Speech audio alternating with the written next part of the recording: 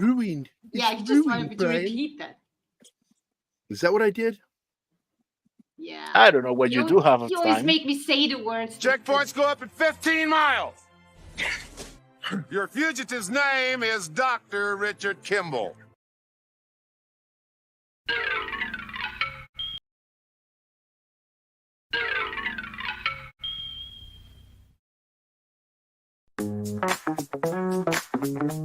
This is how it is.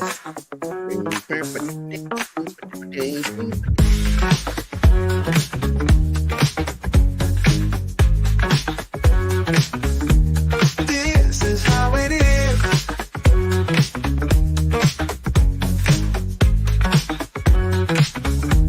This is how it is. This is how it is.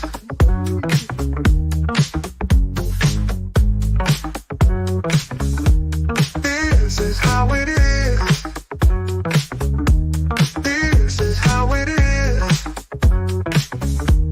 This is how it is. Today on Pop Culture Minefield.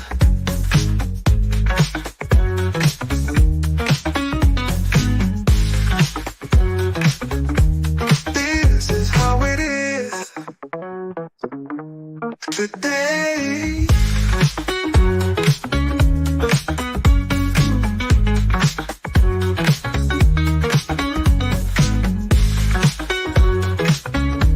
This is how it is. Today on Pop Culture Minefield.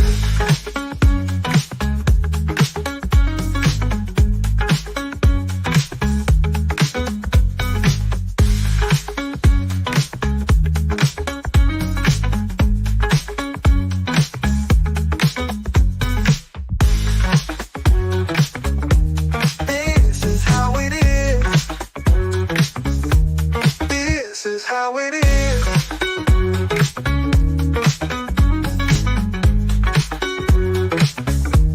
Today on Pop Culture Minefield.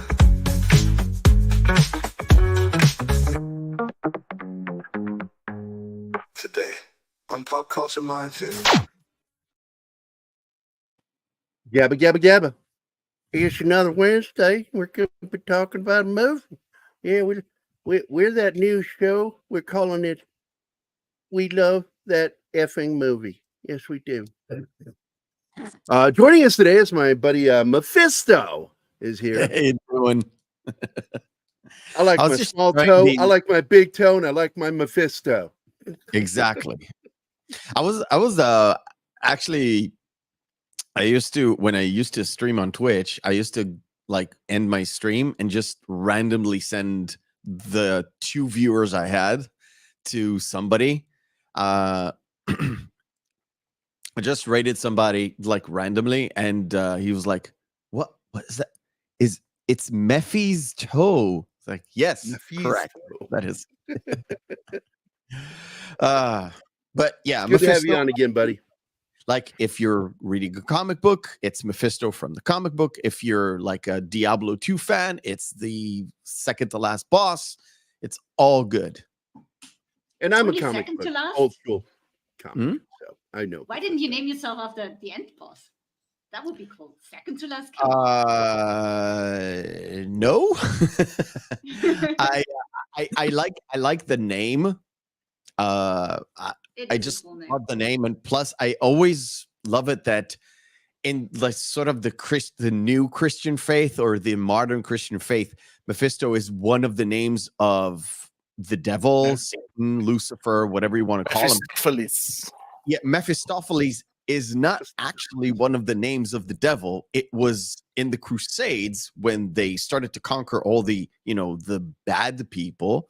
It's one of the idols of one of the local people along the way. It's basically one of the Assyrian idols, which is like either their main guy, their Zeus guy, or one of the smaller ones, like Baal or Baal or whatever you want to call it, is little a Phoenician idol. It's a one of a pair, is Baal and the Asera, which is the female goddess of fertility. So Baal is the dude and Sarah is the female. That's it. Didn't Sting mention that in one of his songs? Mephistopheles?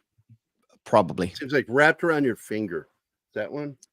Yeah, but because again, it's all coming from sort of the Christian background where you kind of grew up with these names, but all of them are names of idols and all that stuff that came along the way of the Crusades. And every time they encountered it, they just said, well, we're Christians. You're going to be in the Christian faith. All the other ones, they're the devil. Like in Waterboy, that's the foosball is the devil, Bobby Boucher.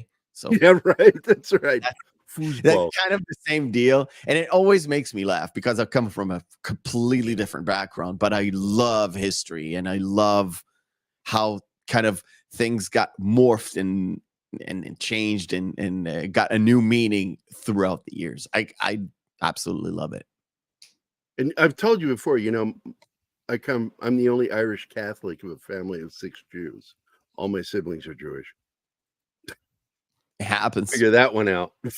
They're probably better Jews than I am.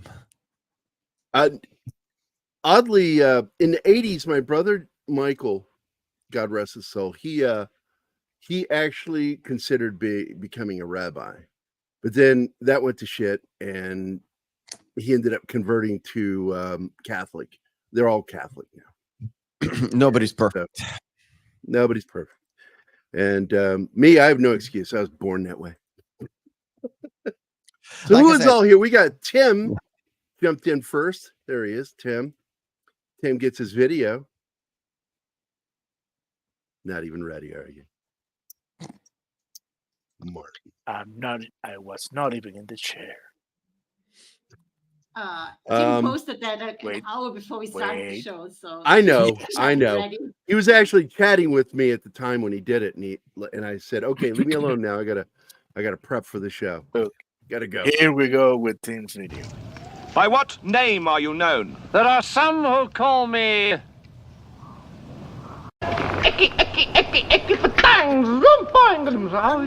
No, now go away or I shall taunt you a second time. I'll come to a second time. That's the thing I love. When he does his fake French accent, he always ends with an additional vowel. Oh, that's supposed to be French. Yeah, He's he's doing a Frenchman. Ah. So anyway, Shinatsky is here. Penny is here. Let's see. We got this is new. Gabby SPN13. Is that somebody you know? No, Mephisto? she's not new. This she's is been her here second before. show with us. Yeah. What do you want? I'm old. I don't remember things. I'm No, like that's- Biden. We are outsourced. by You Gary's posted, brain. man. Gary outsourced parts of his brain. That's Martina and me. I So just welcome gotta back, Gary. remind you, when I was young, we didn't have shoelaces. We used onion skins. Every time we Yeah. tied our shoes, we just cry. We used to live in a Shinatsky, lake. that's right. Shinatsky is here. So it's the second time you're here. Okay, well, that's good. Outstanding, Gabby. Welcome back to the show. I hope you're going to enjoy yourself. We're going to be talking about one of my favorite Harrison Ford films outside of Indiana Jones. Oddly, at my age, I'm less of a Han Solo fan than when I was younger. I'm more of an Indiana Jones fan, and I love Richard Kimball as one of his best performances as an actual actor.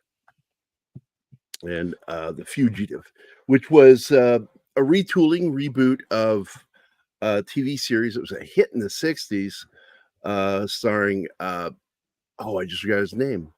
Oh, good Lord. Just look it up.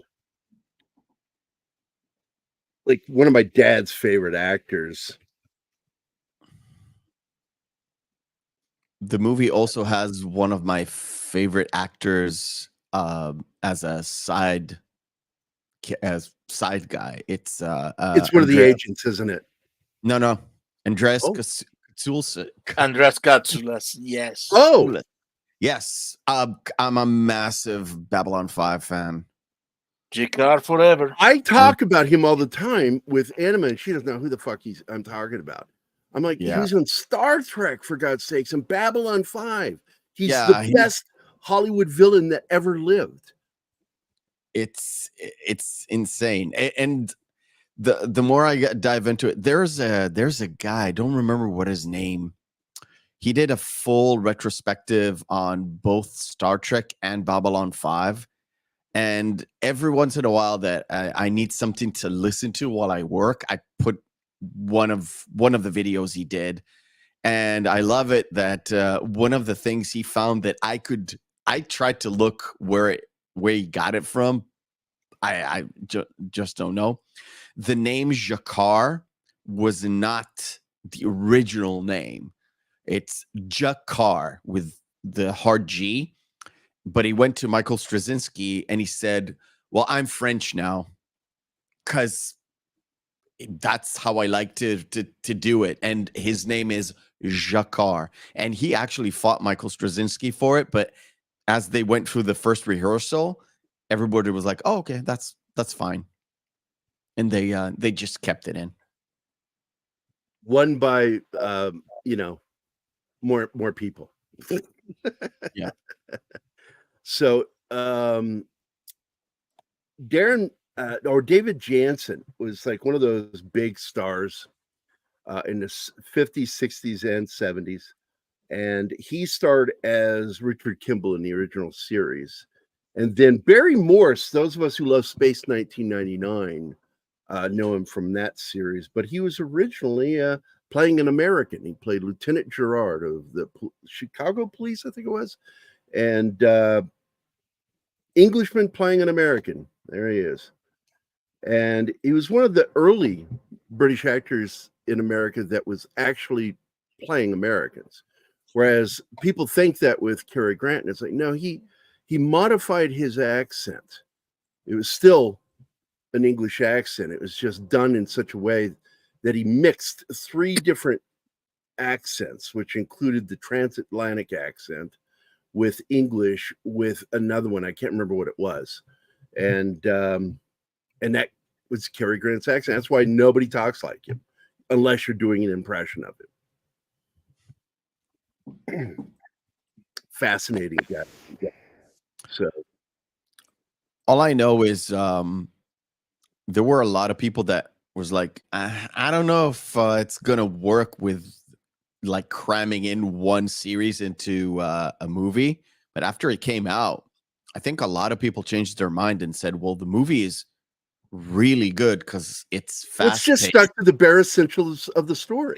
And it trimmed away all the fat when it comes to like because when you have a TV series, especially if it's commissioned for like 25, I don't know how much it was, but if it's 13 or 25 or whatever it was, there's always like these fluff episode, or fluff episode that you have to like cram in a little bit of information, and the rest is like sort of monster of the week type deal, depending on which series it is. Well, they use the same thing with other shows too. They did it with Along Came Bronson, and then later with the Incredible Hulk series. And they did shows in the late 80s going into the 90s. The one about the guy on the motorcycle, Lorenzo Lamas, where he's traveling around going story to story. Yeah, that one. Dare besmirch the name. Oh, I'm not going to besmirch it because I like the show. I watched it. I just don't remember much about it. And I've worked with Lorenzo Lamas. I did the artwork for one of the films he's in, and I did the adapted comic book from it.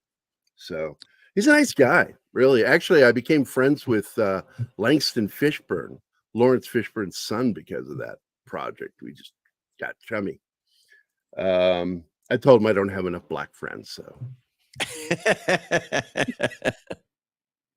that usually works. So in the original series, what's that? I said, as long as you make him laugh, we're good. That's what I do with Keith. So Bill Raish was the original one-armed man. And in this film, you were just talking about him. He plays the one-armed man. And he's really good in the film. And In fact, it's the gravity of the way he played the character that makes it work for me. Because if someone wasn't as good a heavy as he is, that role wouldn't have worked, and he nailed it perfectly. Yeah, it's a small part, but when it's down to the wire, it becomes really, really important.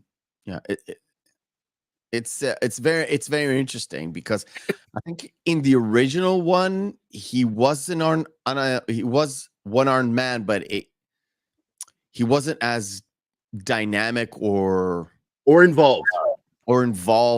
Yeah, in this one, there's a lot of tension when he sort of gets found out or was close to getting found out. So, yeah, he actually has a connection, and he's a former cop in the film. And I thought they did a good job with the conspiracy in the show, because without that, I don't think the film would have worked, truncating it the way they did. They created this conspiracy, and you had to figure out who was the top person. And you don't find out until the third act. And again, another great actor.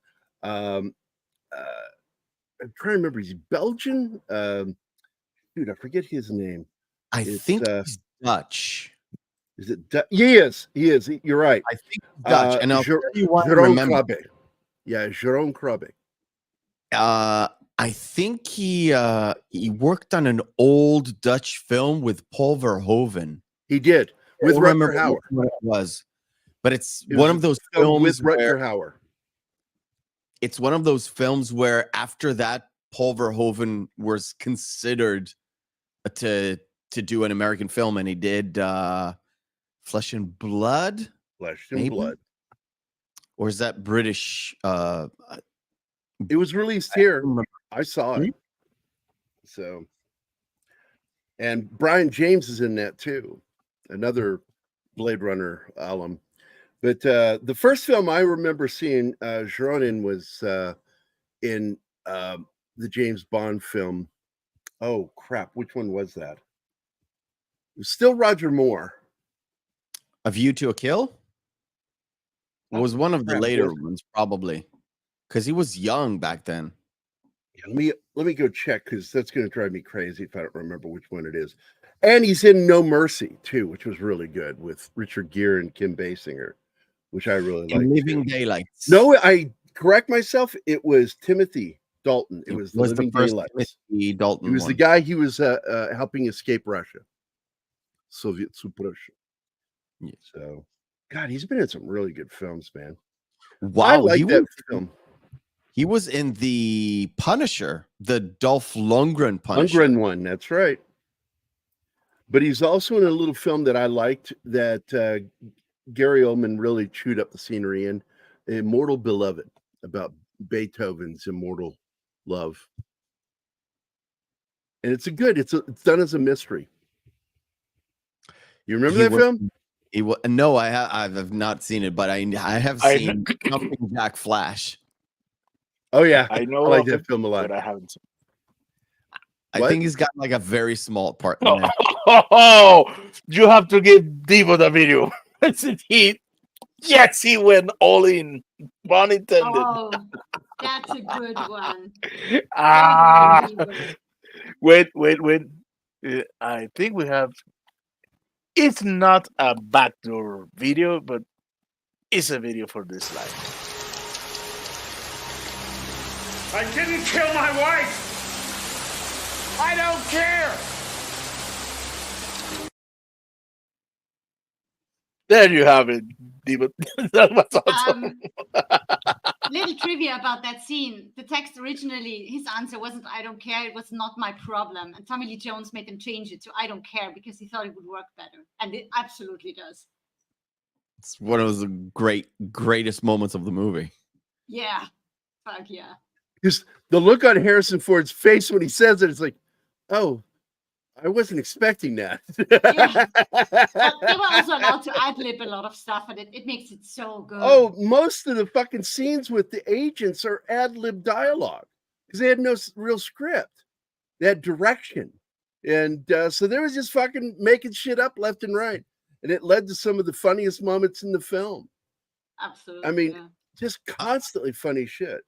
I love it. Do you guys when you covered Three Amigos, did you ever get to that point where there are moments in Three Amigos they were like the Amigos do something funny. So Steve Martin and Martin Short, they're all just ad-libbing it. Just Ad-libbing it.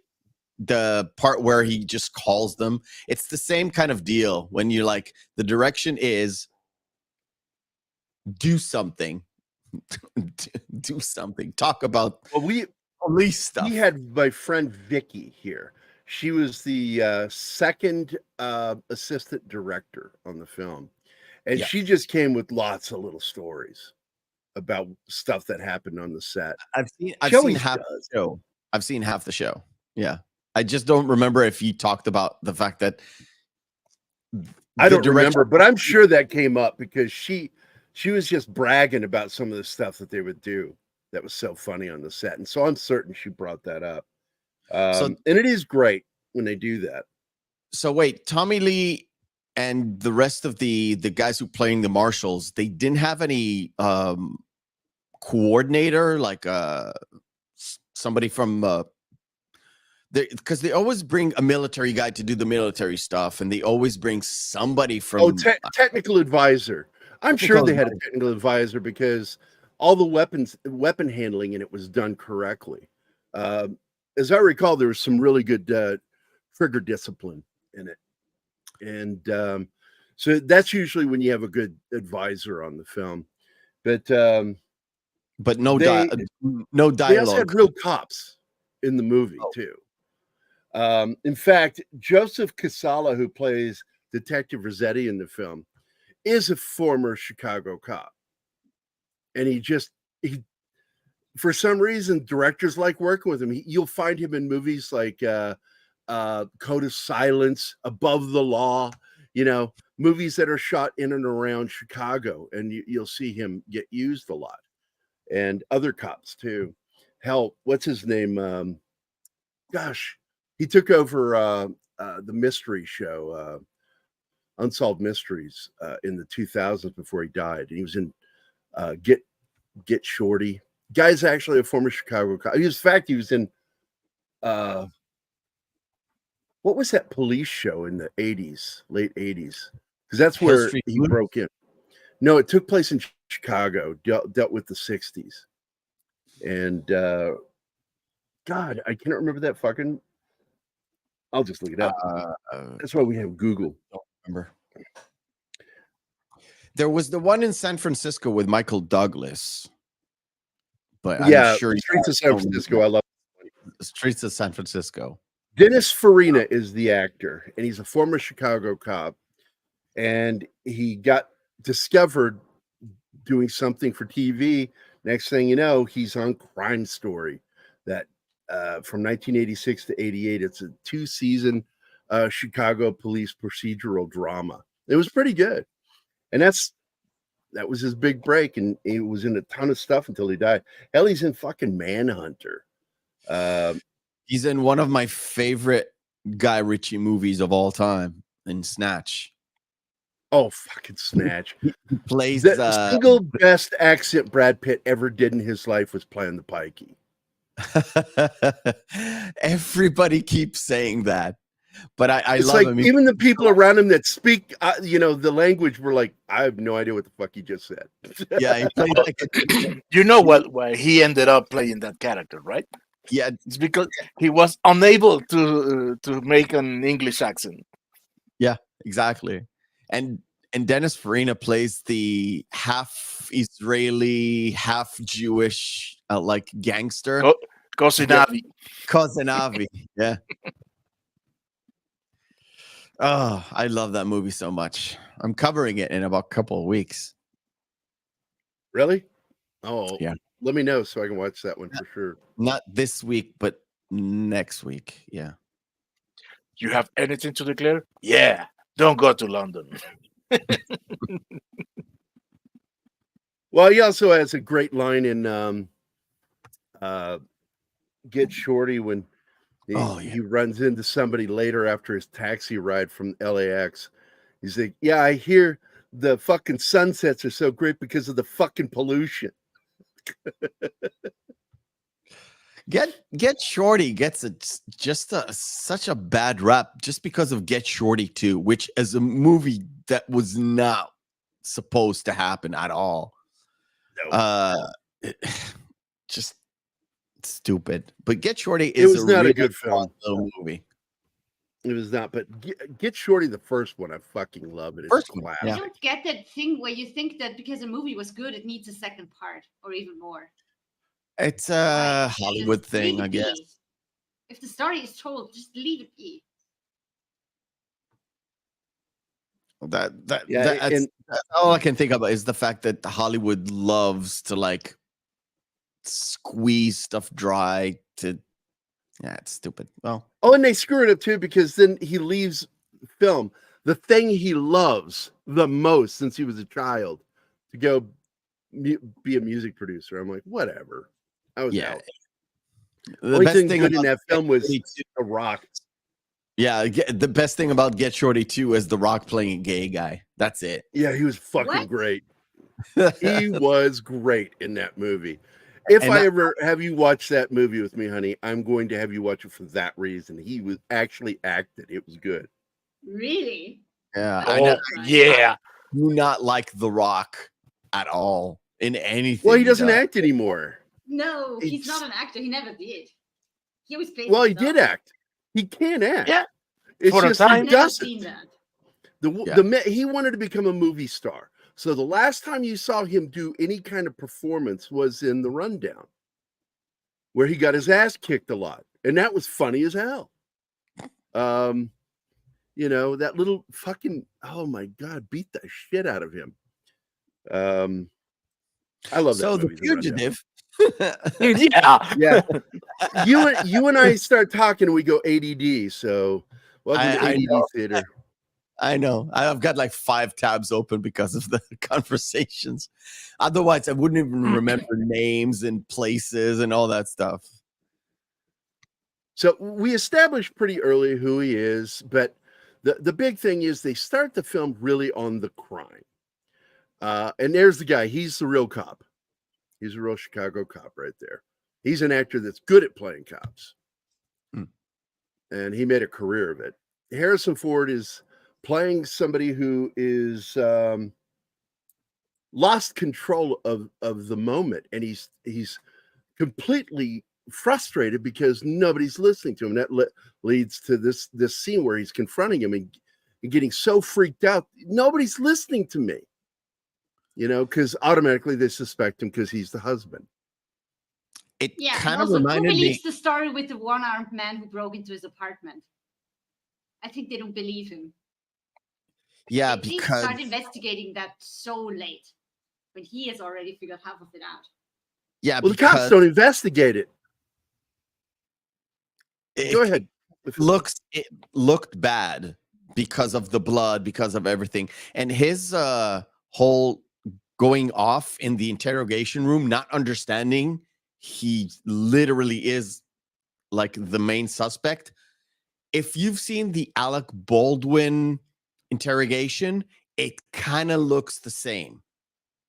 Like, but one is in real life and one is in a movie where it's too much. He's going off on the investigators, and they're like, "Oh, okay, that's great. We'll use that." And it's the same deal, and they already suspect him immediately. I think it's normal procedure that the husband Can you is pause it for me? the suspect. I can't pause it. Yes. Yes, Pause it's it on normal Seal of procedure. Ward. I can't pause it for Oh. some reason. Why can't I pause it? I don't know. Do you want me I to mean- go back a little? I want you to go back to Seal of War because I wanted to talk about her in this role. So go ahead. What you were saying? There.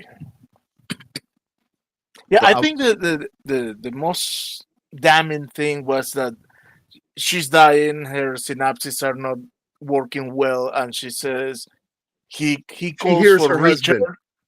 He calls for him, She hears- and she then hears she him. says he's trying to kill me. So Richard, he's trying to kill me, and boom, That's it. The That looks the bad. damning What? evidence. He's still on the phone when she says that, yeah. And I mean, he has blood all over himself. He's a fucking doctor. Of course he tried to save her. And Yeah, they don't but give him that at all. the cops take the easy route and just go for the husband. Oh, absolutely. And they get the classic blinders thing, which is a complaint about law enforcement. But I want to point out that Celia Ward got this part. One of the biggest opportunities in Hollywood is to get to play Harrison Ford's wife in a movie. Because you better play it well so people fucking remember you. Yeah. And Celia Ward nailed it. She's hardly in the film. But every scene she's in, she kind of steals it. And part of it's because of how gorgeous she is. Yeah. And she knows how to play the smile and the thing with the eyes. She's wily, man. She's wily. And this film put her on the map. Was this the first thing that, like, her major role? Because she was a TV actress. She came from Sisters, was the name of the show, Sisters? Yeah. Right? And she wanted to transfer into movies like most of the TV actors, but back then it was really tough. You were pretty pigeonholed. If you're an actor on a famous series on TV, you're a TV actor or a TV actress, and it's very hard to do to make the jump. And I don't remember she's been in like a lot of. She was actually she had a good part in a comedy from the 80s with Tom Berenger that I love, which I plan to do one day because I brought it up to Anima multiple times. Rustler's Rhapsody is one of my favorite parodies of Westerns. And she plays Andy Griffith's daughter in it. And but that was, as far as I remember, that's like the biggest thing she did in film. And then the rest was for TV. I know she was like on Hotel. Man, what else she's been in a lot of other stuff. She's been in like the recent one that I remember was a House MD. She's been in like a season and a half, maybe. Really? I've seen her then because I binged that whole show. She played his ex-wife lawyer. Yeah. Huh. I don't remember the name on the show, but she played House's ex-wife that sort of comes back for a case with her new husband. And then the following season, she stays for most of the season and she's like the hospital lawyer. Oh, But she's always like in bit parts and here and there. Always bit parts. She was in LA Law a couple of times. But it looks like her big break really came about because of this film, because then she started getting stuff. I'm looking at her. She got series, 127 episodes and that was between 91 and 96. So this film helped her get stabilized. She was on Frasier. What I remember best and enjoyed her, she was in House. Yeah, like I said, she was in House. She was in CSI New York as a regular. So I don't know. I think she's a great actor. She is gorgeous, and she's just a working actress. Yep, and she nails it here. Yep, think so too. Like the same thing with the actress that played his wife in the two Clear and Present Danger and Patriot Games, Tom Clancy films. The one that played Kathy. That was what's her name from Star Trek, as I recall, wasn't it? I'm trying to remember the name. It's Kathleen something, right? Kennedy? I'm trying to remember too. No. That's the first Kathleen that comes to your mind, Martin? Really? That's he has ruined a good portion of my life. Ann Archer. She did a great film. Oh, going off on a tangent that's very similar thematically. That I liked. Another remake with Gene Hackman, Narrow Margin. I fucking love that movie. I haven't seen that movie. Oh, you got to see that movie. Got to see it. Hackman, God damn it, I love Hackman as an actor. And it's a remake of a film by the same title, Narrow Margin. I have both films on my hard drive because every once in a while I just like to go watch either one. It's one of those films I'll pick up like every month or two. I'll just watch it, put it in the background while I'm working, like you do. You know, I do Yeah, that a lot. I do that with YouTube videos. YouTube videos, but I'll also do it with TV shows that I have already seen. So listening, I can actually still see what it looks like in my head. I can't. It always captures my eye and it disturbs my work. I can't do that. I have to put on like a lot of YouTube videos I watch. I don't actually watch. I actually listen to. Listen to Not them. Well, they're podcasts, a lot of them, so you don't have to watch them. Not necessarily. Like documentaries, retrospectives, behind the scenes analysis, just to get familiarized with when I do research for a movie that I'm going to cover. I like I listen to interviews, like old interviews and then new interviews, so I can get a little bit of a perspective on the director, the actor, cinematographer, if you can get that. It's very interesting.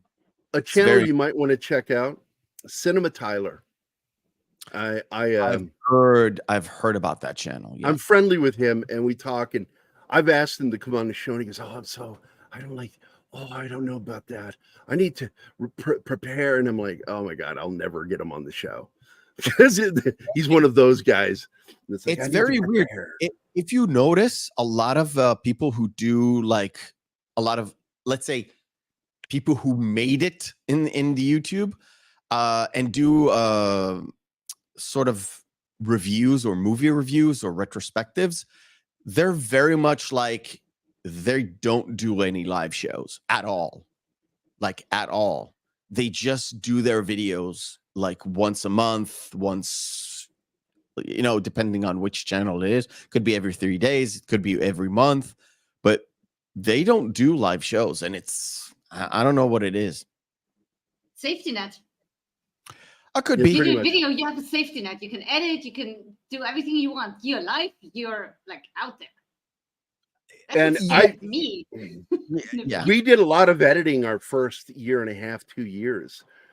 Keith and I would do a show, and we'd record it and then release it. And then, I don't know, man, first opportunity to go live, I was like, fuck it, let's do it. Let's do it. Let's see what happens. And I like it, flying by the seat of your pants. Yeah, me too. It's sort of, I like my edited stuff because English is my second language. I can't really. I can do that. I don't really care about doing the camera thing, but I would the way I edit stuff and the way I talk, I have to. It would be so janky with the editing. It just will take you out of the review. And most people who listen to reviews actually listen and not watch the video like I do. So might as well just. I'm sending you messages, Martin. Been sending them for minutes. Please. Martin, what's your first language? Pause. What's your first language? Hebrew. Oh, wow. It goes with the territory of being born and raised in Israel. Yeah. Oh, I didn't know that. Well, it's all good. The joke there would be, well, I speak Gaelic. I'm from Israel. I have a friend, a Welsh friend, and she speaks Gaelic. And, Welsh Gaelic, yeah. And no. No. I think it's want to learn a prettier one. And my co-host actually speaks fluent Japanese, and he can write up and down and side to side. Wow. And he's a born and bred American. So I told him, how did you learn? It's like, it's easy. It's like, easy, you say. Very interesting that you say that. Well, when you look at Japanese is a very complicated language. He told me, think emojis, but a little bit more developed. It's like, okay. Well, we watched Shogun, and you get a glimpse of when she teaches him Japanese. Learning to speak apparently isn't that complicated. It's more the writing. That's the complicated part. Yeah, the writing is more complicated than the actual talking. Well, I find it difficult because I learned some Japanese and Chinese, and the Japanese is difficult because a lot of the same words have different meanings said a certain way. Yeah, And I was like, there's that threw me. I was like, German's rough they- enough with the masculine to feminine. God. I'm used to it because Hebrew is masculine and feminine language. So transferring it into like Latin and Spanish and Italian is not that difficult if you know English. Yeah, I had So Latin the at school, Fugitive, and the though- fucked up grammar of Croatian was a whole lot easier because I had the Latin grammar in school. Because I taught myself before I moved there to Croatia. So the Fugitive then. Yeah, I would.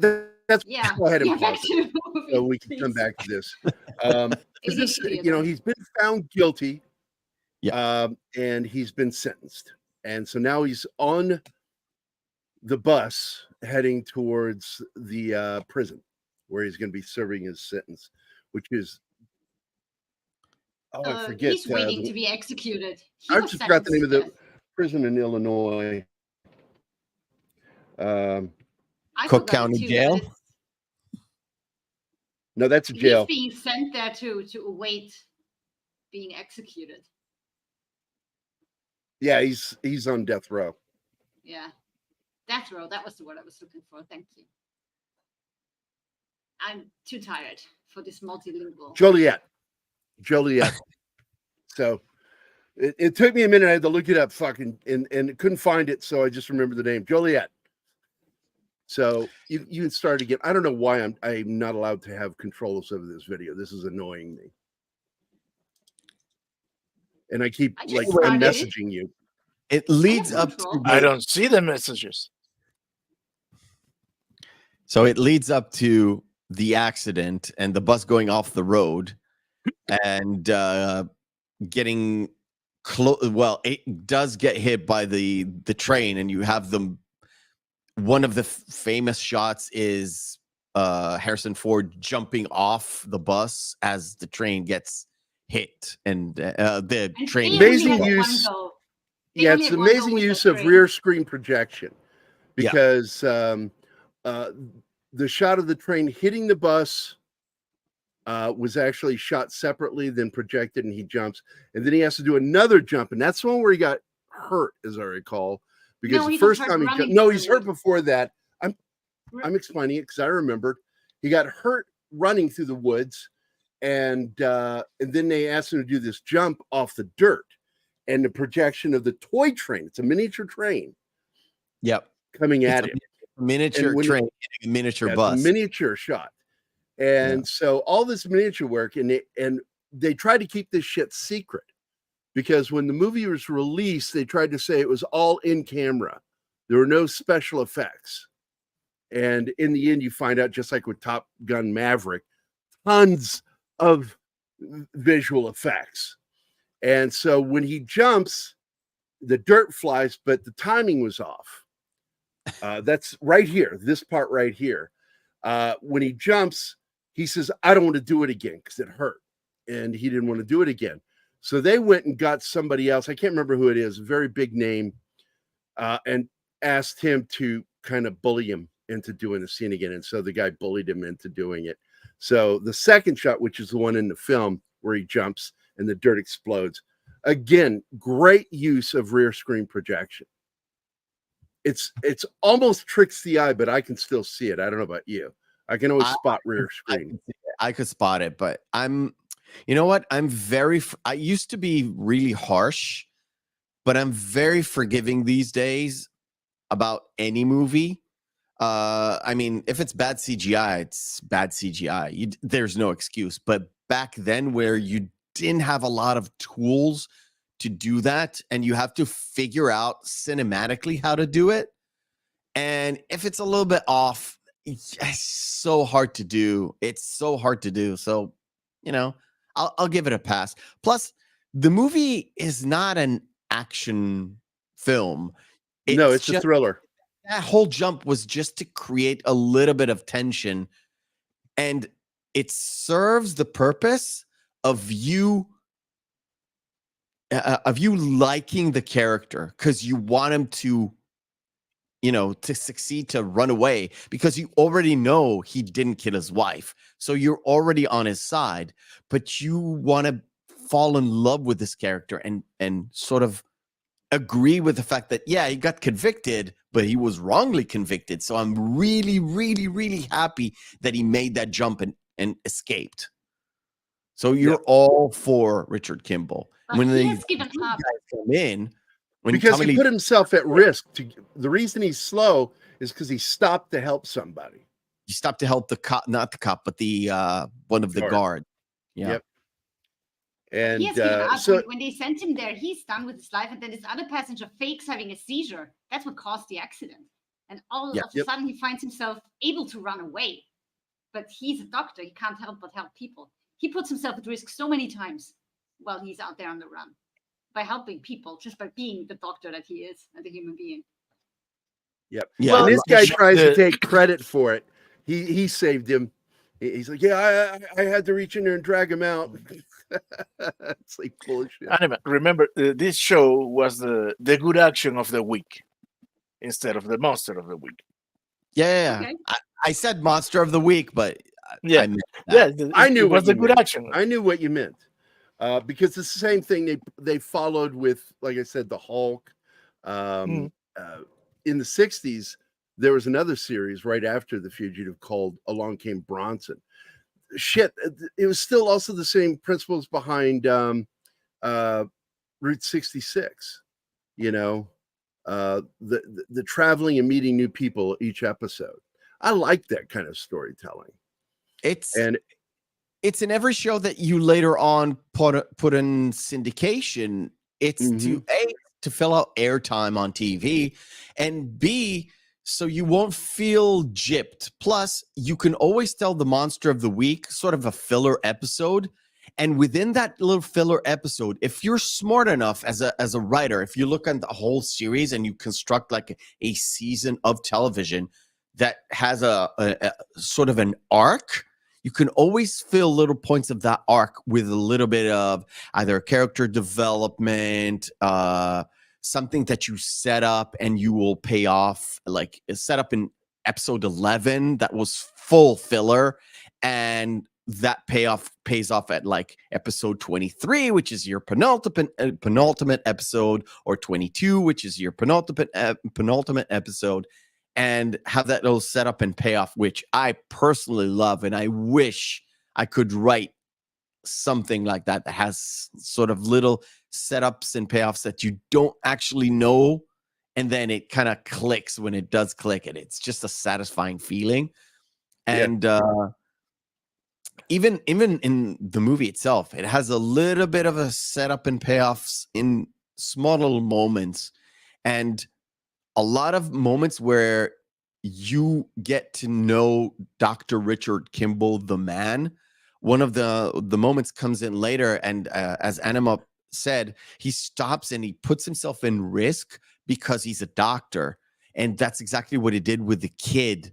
Yeah. He sent him off to the X-ray, and He could have gotten away with just being the janitor who is asked to wheel the kid there, but he picks up the X-ray, looks Well- at it, changes the directions for his treatment, and of course people see that and it bites him in the ass. and he even helps the guard twice, because when he's about to steal the ambulance, he says to the orderly, tell to the nurse that he has a puncture wound in the abdomen. Yeah, that's right. Yeah. And they're like, how does he know that? So He just I can't help it. I had to remove it because once again we went past the scene that we needed to talk about, which is that entire scene. So if you can back it up, please. When they're still at the night of the train wreck, Train wreck. and Okay, they're having the confrontation with the local police officer between him and Oh. Gerard. And I've just created this, so I don't have to say anything to you. You see it? I like that. I I'm don't know asking why Martin. you can't pause it, Gary. Yes, I see it. I see it. I can't pause it. There's And no it's weird controls because- over the Okay. video. I can, and I'm signed in on your account. It's odd. Okay. So, all right. So first of all, I want to get to the videos because we have clips. So let's get to the clips. Leads to two favorites, one of mine and one of hers. He likes this one a lot. Wait. People frantic around here and flood my office with calls. Well, shit, Sheriff. I'd hate to see that happen, so I guess I'll take over your investigation. The look on his face, like he just shit in the middle of his plate. Hey, Wes, look here. You know, we're always fascinated when we find leg irons with no legs in them. Who the hell? That's I like Anna's that. favorite. No, So, my favorite is the one with the coffee. That's the best one. That comes later. Mhm. Hey, Snort. I do want to Snorty. point out that the TV series and the film were both based on the actual murder in 1954 of Dr. Sam Shepard and his wife. And he described the person that he saw running from the house as being shaggy haired. And again, just like with this case, he was guilty and he got sent to prison. And he ended up being in prison all the way up to 1970 when he developed a form of hepatitis, as I recall. It became cancerous. And so they let him out, and then he had a second trial where he was absolved of the crime. But they never And found his the son- guy who actually did it. Well, the son is the one who fought for this to be done, to clear his father's name. And it's just sad that he spent that many years, like 16 years in prison, you know, for a crime he didn't commit. And even though it's loosely inspired from it, they took elements from the true story of Sam Shepard and put it into the TV series. And of course, that inspired this. And what they decided to do in the making of this film. Oh, see, now the controls just popped up. Did you change something? Nope. Dude, it's StreamYard. What? Yeah, that was It a glitch on just your end. literally, I just saw it pop up onto the screen while it was talking, and it caught my attention. I'm like, what? Fucking StreamYard. Okay, so At least what they it's not decided even on more- is- right. They started working on the TV the idea of a film in the 80s. And they went through so many different ideas, and it wasn't until really towards the end when they finally secured the director and where they were going to go with it that they needed to truncate the story. And the only way Harrison Ford would agree to be in it would be if it was a wrap-up story, because he didn't want to come back in any subsequent sequels. He says, I want it to be a one-and-done story. Tired of these sequels. And Yeah. so I don't blame him. I really don't blame him because he apparently hated Star Wars. He just hated it. Oh, yeah. And I didn't know back then he hated it because I was too young. But if you look at his body of work right after he finished, you know, putting Star Wars away, is like it's all one-offs. Some of them are good, some of them are bad, but it's like all one-offs. And you like all the story wraps up in one movie. And even the Jack Ryan stuff is contained to this is this book and this is that book. So Clear and Present Danger is one thing and Patriot Games is one thing. It's still Jack Ryan, but it's not a sequel. it's its own self-contained story. Yeah, exactly. And I will say that, you know, what I liked about him saying that, and by the way, go back to Star Wars. I don't know what his hatred is about, because he says he hates that character of Han Solo. But Han Solo is really not very different from Indiana Jones and the cockiness and all of that shit. It's just what was said about it. I think it was Carrie Fisher said that he just saw too much of himself in Han Solo and not so much of himself in Indiana Jones, that was the character he was playing. Han Solo was just being himself. So I went, that's interesting. So maybe that's why he didn't like it. But he wanted to kill him on Return of the Jedi. He wanted Han to die. And in my opinion, they kind of did kill him because that was the first iteration of Han Solo in any of the films. He asked JJ to kill him off in the new ones. Sorry if I spoiled George wouldn't do it. George is like, no, you're too big of a fan favorite. I am not killing you. JJ. Because you know, it is half. I had a debate with somebody. I think that Han Solo is the extension of the character Harrison Ford played in American Graffiti, because there are three lines that are very much alike. It's not really the same guy, but if you strip it down to like bare bones, there's something there, and that's the stuff that Lucas kind of, directed him to do it in a certain way, and that kind of created the archetype, and then it got transferred into a couple more movies. Yep, and of course that character, if you didn't hear me, is I love the character of Bob Falfa. He was a great character, and a lot of people don't realize that he is in the sequel, More American Graffiti. He's the cop that pulls the guy over at the end. He's a California Highway Patrol.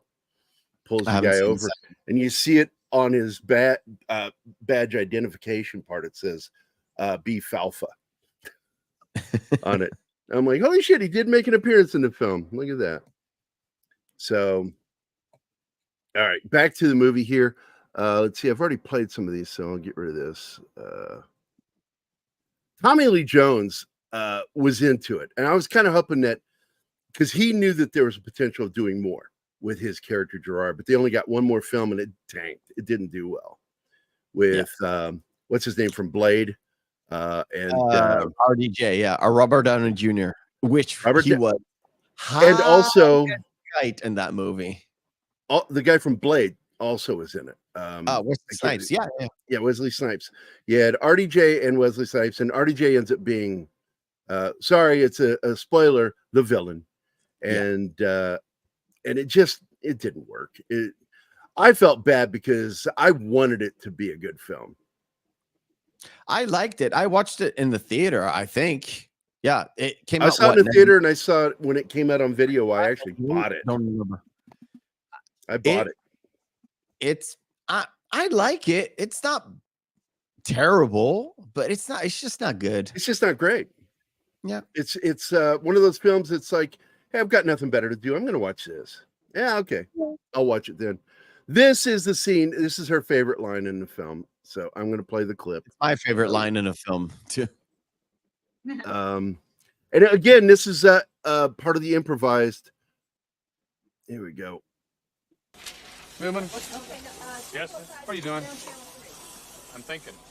Well, think me up a cup of coffee and a chocolate donut with some of those little sprinkles on top. Where you going to your thinking?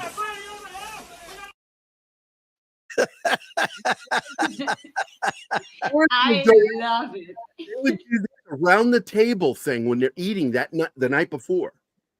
And they would work out what they were going to do the next day, because they were given generalized scripts of what to do. And so they would sit around that night before working it all out, and then they would go there and just do these scenes. So they weren't technically ad-libbed.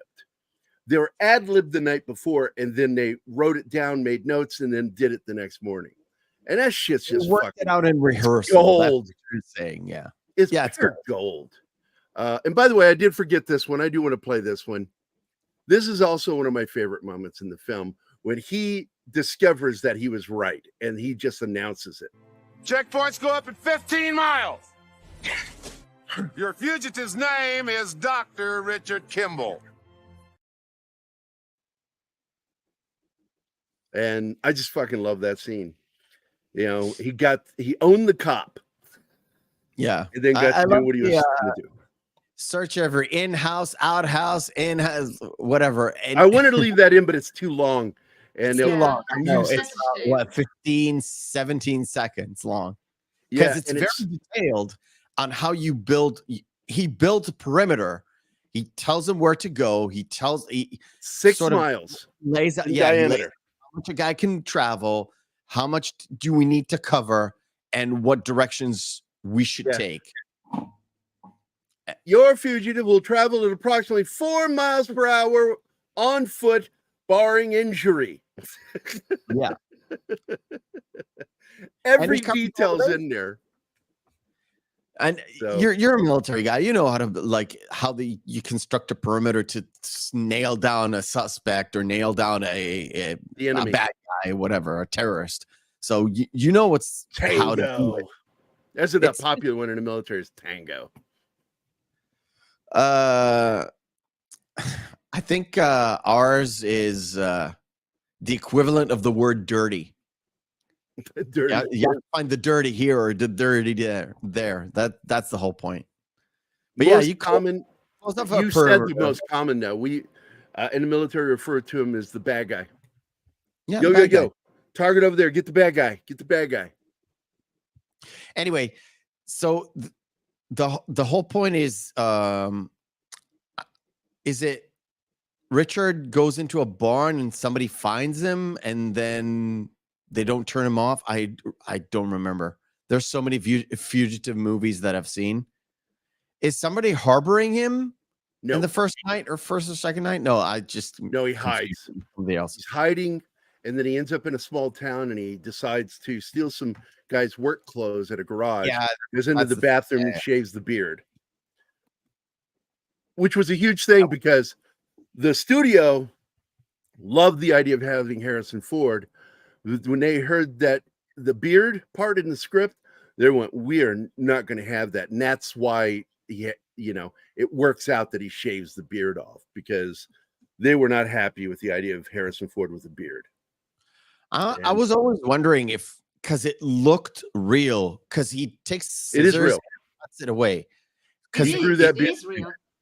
okay. And I like that scene when he's in the hospital doing the research about the prosthetic arms and stuff. And he's already shaved. And one guy walks past him. And he's in the doctor's coat, right?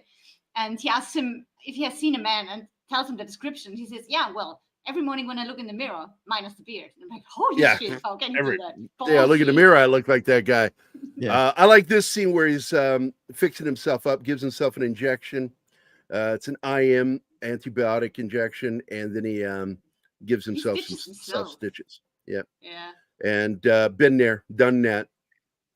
Had to use fishing line, which is it's really good, by the way. It's really good. So, but I do want to point out, Harrison was cut at this point thanks to Indiana Jones and the Temple of Doom. He started exercising and he worked out a lot, so he kept that physique going even for this film.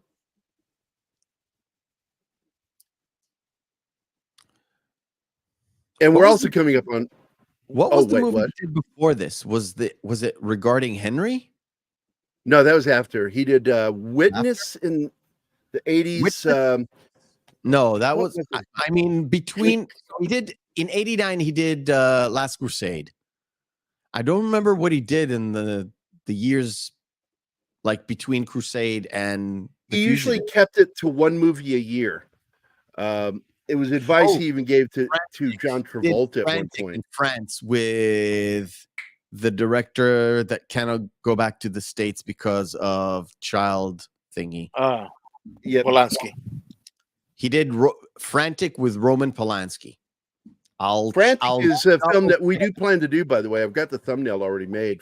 It is the only film he did after 77 that I'll watch of his. And it was by accident because I didn't know the whole story behind him when I went to see it in the theater. But I'm already a fan of the film. So I'm like, well, fuck. But once I found out, like by the time he did some films in the 90s, I refused to watch his films. I won't watch his films. But that Ooh, one snuck I under was the way gun. off. Frantic was 88, so that's before The Last Crusade. Interesting. Yeah, let me get to it here. I will tell you exactly. 89 he did Last Crusade, Presumed Innocent, a film we did a few weeks ago. Great fucking movie. Then he did Regarding Henry, 91. That was J.J. Abrams' first screenplay. Then he did Patriot Games. He made an appearance in Young Indiana Jones. Then the same year he did Indiana Jones for TV, he did this movie. And that was his rule, one movie a year. And it worked for him through the 80s, going into the 90s. But then he started stumbling a little bit by the 90s. And his hits weren't as big a hits. He did Sabrina, which I love that movie. The Devil's Own the next year with Brad Pitt with his horrible Irish accent. The next year, no, it's over a year later, he did Devil's Own, because he skipped 96. He did Devil's Own, which was supposed to come out in 96, but had to do a bunch of re-edits on it and some shit and maybe reshooting. And then Air Force One. So Devil's Own and Air Force One came out the same year, 97. And 6 Days, 7 Nights, that flopped. Random Hearts flopped. I read the book, Random Hearts, so I went into the movie like looking forward to it. What Lies Beneath, it was not very good. That moment when you discover the guy you like the most is the killer. It's called The Turn. Single worst turn in a movie I've ever seen. And I had a full audience. I by myself barked a laugh when he did. I laughed and then nobody laughed. I went, oh. And I sank down in my seat going, nobody else thought that was funny. Oh shit. I don't remember what movie it was, but I distinctly remember sitting in a movie like a thriller. I don't remember the name of the movie, but I know it was a thriller. And when the surprise happened, I distinctly remember one lady yelling, "You idiots!" And because she probably figured out who was the guy, and when it happened, she yelled at the people who were supposed to it's him. I knew it from the start. Right. I don't remember the name of the movie. So right there is where it happened to him. Yeah. 1998, we started seeing the tumbling of Harrison Ford as a megastar, because he put out 6 Days, 7 Nights. It didn't do very well. Random Hearts didn't do well. What Lies Beneath didn't do well. K-19 The Widowmaker didn't do well. Hollywood Homicide was just a shit show. And from that point forward, that's it. He's just not doing big films anymore with the big budget that he would get paid, the $20 million a film. Because he was at one point, for a while, the highest paid actor in Hollywood. You know what movie he's in? Like a later movie that he's in that I actually I love his role in it was 42 with where he plays John Goddard, the Jewish manager of the Brooklyn Dodgers, and he brought in Jackie Robinson. Ricky. It's with Chadwick Boseman, the Black Panther guy. Right. Branch Rickey. It's Branch Rickey is the character's name, the guy that owned the Dodgers. Yeah. And the movie is 42. Yeah. And it's a good film. It's a good film. He was absolutely acting in that one too. I forgot about that film. Yeah, because he was not Harrison Ford. He was the guy. And he was he was kind of Harrison Ford in the fact that he was a grumpy old man. Yeah, but he wasn't doing his usual rumbling. He was being like an old Jewish guy who owns something.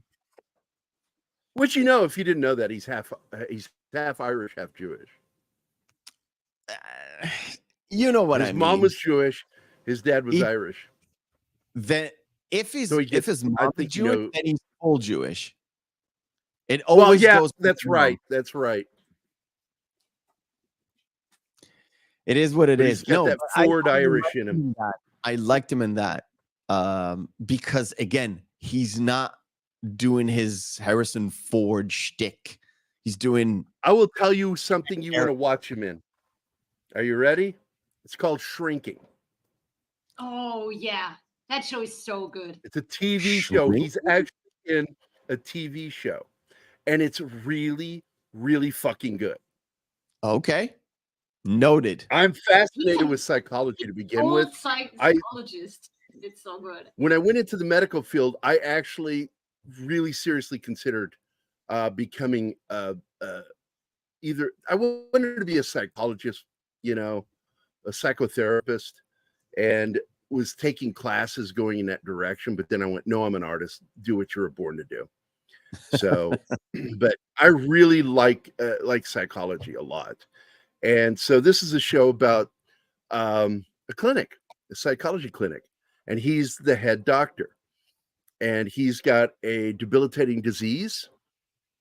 So his hand shakes all the time, and he's kind of a little bit Harrison Ford, kind of grumbly, but he likes to keep his distance from people. And it's a good show. It's called Shrinking, and we got a new season coming this month. Yes. So I'm looking excited forward to about it. that. All right, here comes Anima's second favorite scene in the film. I mean, I like the Oh, have scene we already too. passed the scene where they shoot the guy, the other escapee? They get him already? I was so I caught think- up in my conversation, I forgot. After this. I think it's after Is it after this? Yeah. I think Yeah, so. I think so too. Well, this is where he gets Gerard's gun. After Gerard falls and drops it, and he picks it up and then points it at him. That was the mistake. You shouldn't have pointed it at him. It's funny though, because when they meet again later, he asks him, "Do you remember what I told you in the tunnel?" And he says, yeah, I remember you pointed my gun at me. You were pointing my gun at me. That's a great That's scene, dude. something you forget. So here is that moment. I didn't kill my wife! I don't care. And apparently it did happen, so I'm going to play these two. I love it when he walks in and he shoots that guy. And it leads to a funny story here, because I do have to tell this part of the making of the film.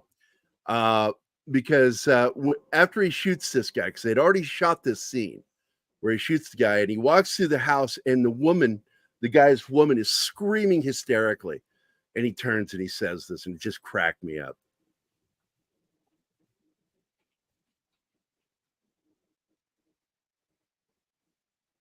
Did the auto play on it? No. It played, but it didn't have any sound. No audio now. That's really weird, because she's screaming hysterically, and he turns the corner, points at her, and he goes, "Shut up." And she just Yep. And she stops does. abruptly. And then he goes outside, and annoying. he had fired the weapon to kill this guy at point blank range right next to this kid's ear, the young one. He's also the character who gets killed in the second film. You're supposed to love him so much, but I didn't like him. I thought he was kind of a whiny pain in the ass. Yeah. So He's yeah, the kid. Yeah, he's the Yeah. kid. So Kid. he's outside nursing his ouchie, and Tommy Lee walks out there and says this wonderful thing to him. I don't bargain. You hear that? Yeah. Okay. Yeah, because he's been whining So- that his hearing is impaired now, and he just goes close and whispers, and of course he hears him. So we discovered that two had things killed me. that Agent Gerard won't do in this film. What are those two things, Martin? He You put him on the doesn't spot. care, He and he doesn't doesn't care. bargain. Yeah. It's the two things he won't do. So we knew two things. We learned two amazing things about Gerard in this film. Great moments, and I do love this scene too. The way they pulled this stunt off is it's not a stunt. That's just a hydraulic dummy they sent down because Yeah. it's too dangerous for any stuntman. And that was the reason he refused to have his leg fixed after stumbling in the woods, because he wanted to limp through the rest of the movie. Yep, he limps make the it more rest of the movie. plausible, that jump, because that Yep. jump is impossible to survive. Let's be honest. But Yeah, it's he impossible. wanted to be hurt after doing that jump, so he kept the limp and had it fixed later.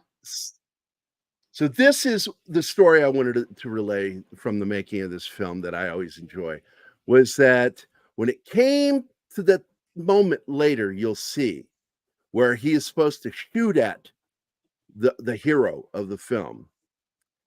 He didn't like that idea. He's like, I don't feel right shooting at him. I don't feel right about that. And I'm not sure if it was the director or if it was the executive producer that went into his trailer. He says, let me get this right. And just think about the optics of what I'm about to describe to you. You're okay with shooting a black guy, but you're not good with shooting a white guy.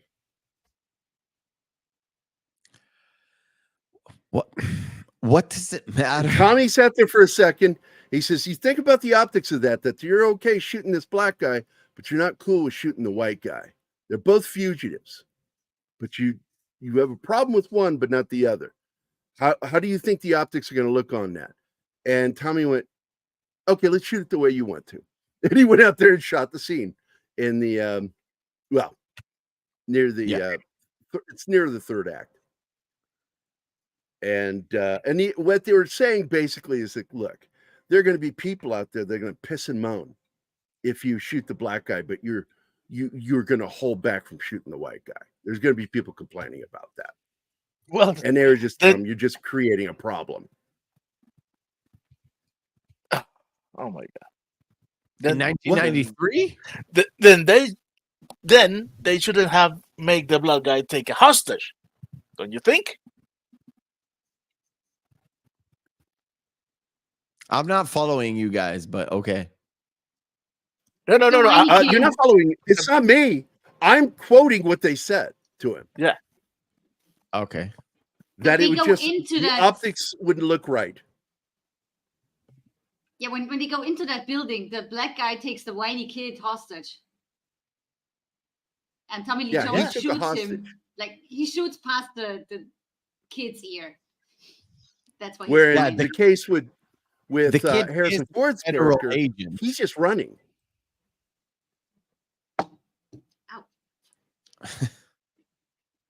Okay. I guess. I mean, it's to placate some stupid producer with notions of grandeur, probably. And it was always Yeah. there. So, Again, this scene is stolen by the beauty of Selena Ward. God, she is so gorgeous. Yeah, you see her die and then you see her in flashbacks. But she is gorgeous. Yeah, like this. I say that as a woman. And these are really, as beautiful as they are, they're nightmares for him. Yeah. Yeah. That he's having these fucking nightmares. yeah, because first of all, it's a nightmare because it's his supposedly love of his life.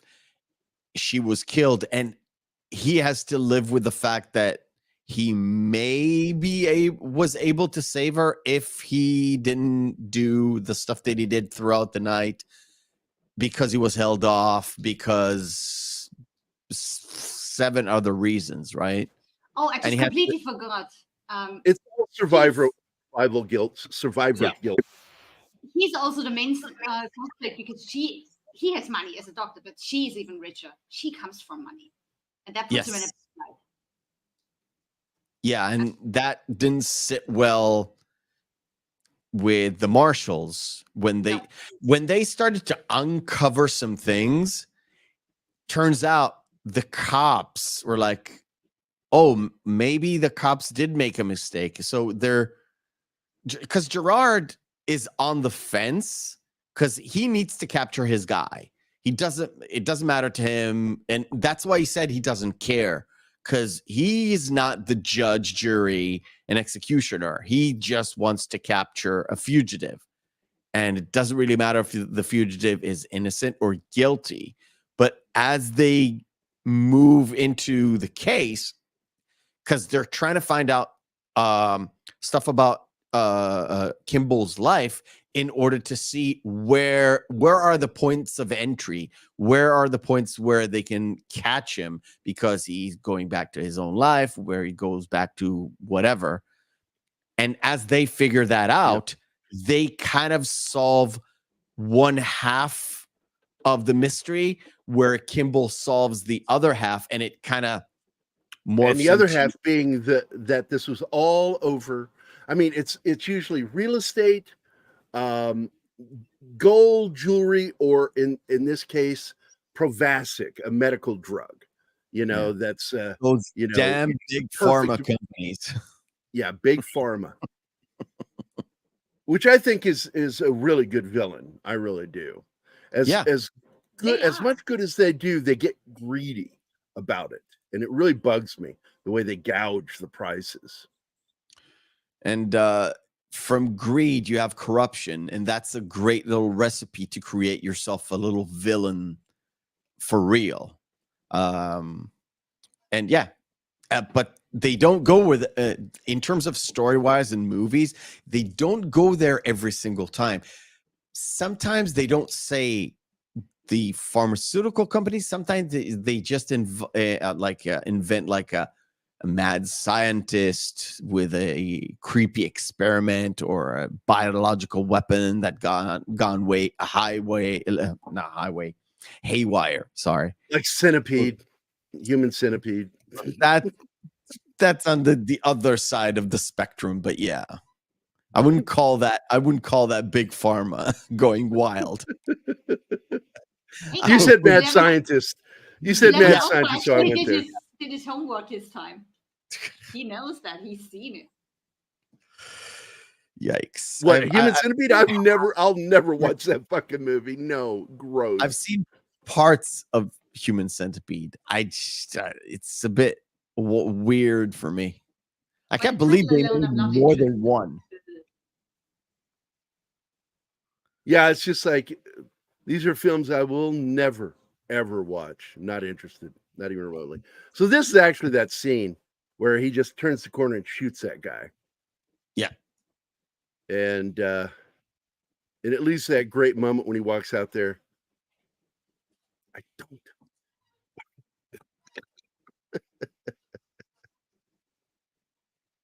Yeah, the Centipede episode of South Park is the closest I'll ever come to seeing that. And it was funny as hell. Yeah, like I said, I've seen the movie in bits. I kind of fast forward most of it. I just wanted to know this to get to know the story. There's not a lot of story in it. But yeah. It looks like we got some more people that popped in. Of course, I said hi to Snort a little bit ago, but we got Nabel Amazian. I don't know how to pronounce that. Nobody's helping, so fuck it.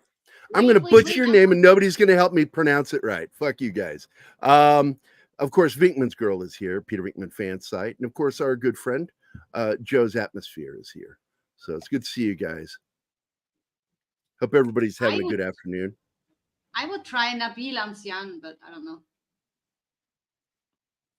It's just too late. I've already butchered it. So you had your chance. You had your chance. You know, I'm scared to do anything on the right side because I'm scared to end the stream accidentally. So yeah, I take my time to click on that. Fuck you. Oh, and 11 Alpha's here too. What's up, buddy? It's also almost midnight. So. He's a fellow military veteran. Let's see. Shanatsky, all you need for Human Centipede, yes, is the plot summary. That's enough. I'll just read that on Wikipedia. I don't need anything more. There's not a lot to the story. It's like one of those movies where it's like not really gore porn, but it's close to that. It's what do you call it? It's body porn. I mean, body horror mixed with body function horror. Yeah, like I Yeah, said, we should go back to this movie and forget Yeah, about let's go the back to other the one that I. movie. Oh, are we making you No, squeamish, no, Martin? no. I read the Oh. synopsis of that shit and that scared me for life. Oh, it's funny you said So, shit. no, Funny you said shit. as the producer, he's trying to put the train back on the rails after it hit that bus. dude, Yeah, you can also- talk about the Pink Panther if you want. Just don't talk about the Human Centipede. Oh shit, Yeah, man. thank you. You know, I need to get to sleep after the show because it's going to be past midnight, and I don't want to go to sleep with that in my head. So fuck off. You mean it's already Now past there's a midnight couple and of I have to actors, go in 5 minutes. right? But yeah, keep going. So- Keep going.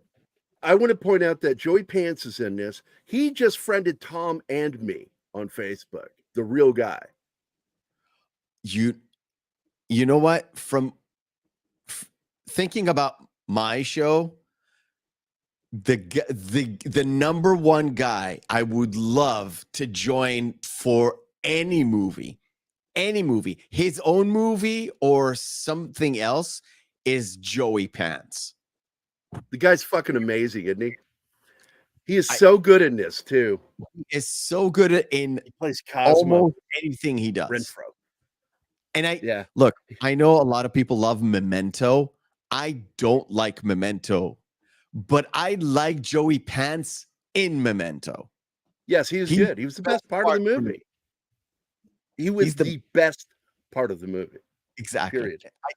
I love Now, the two pe- concept, but I don't like the movie. Yeah, we'll talk about it sometime because that's a film that I would like to break down. You got Julianne Moore in this.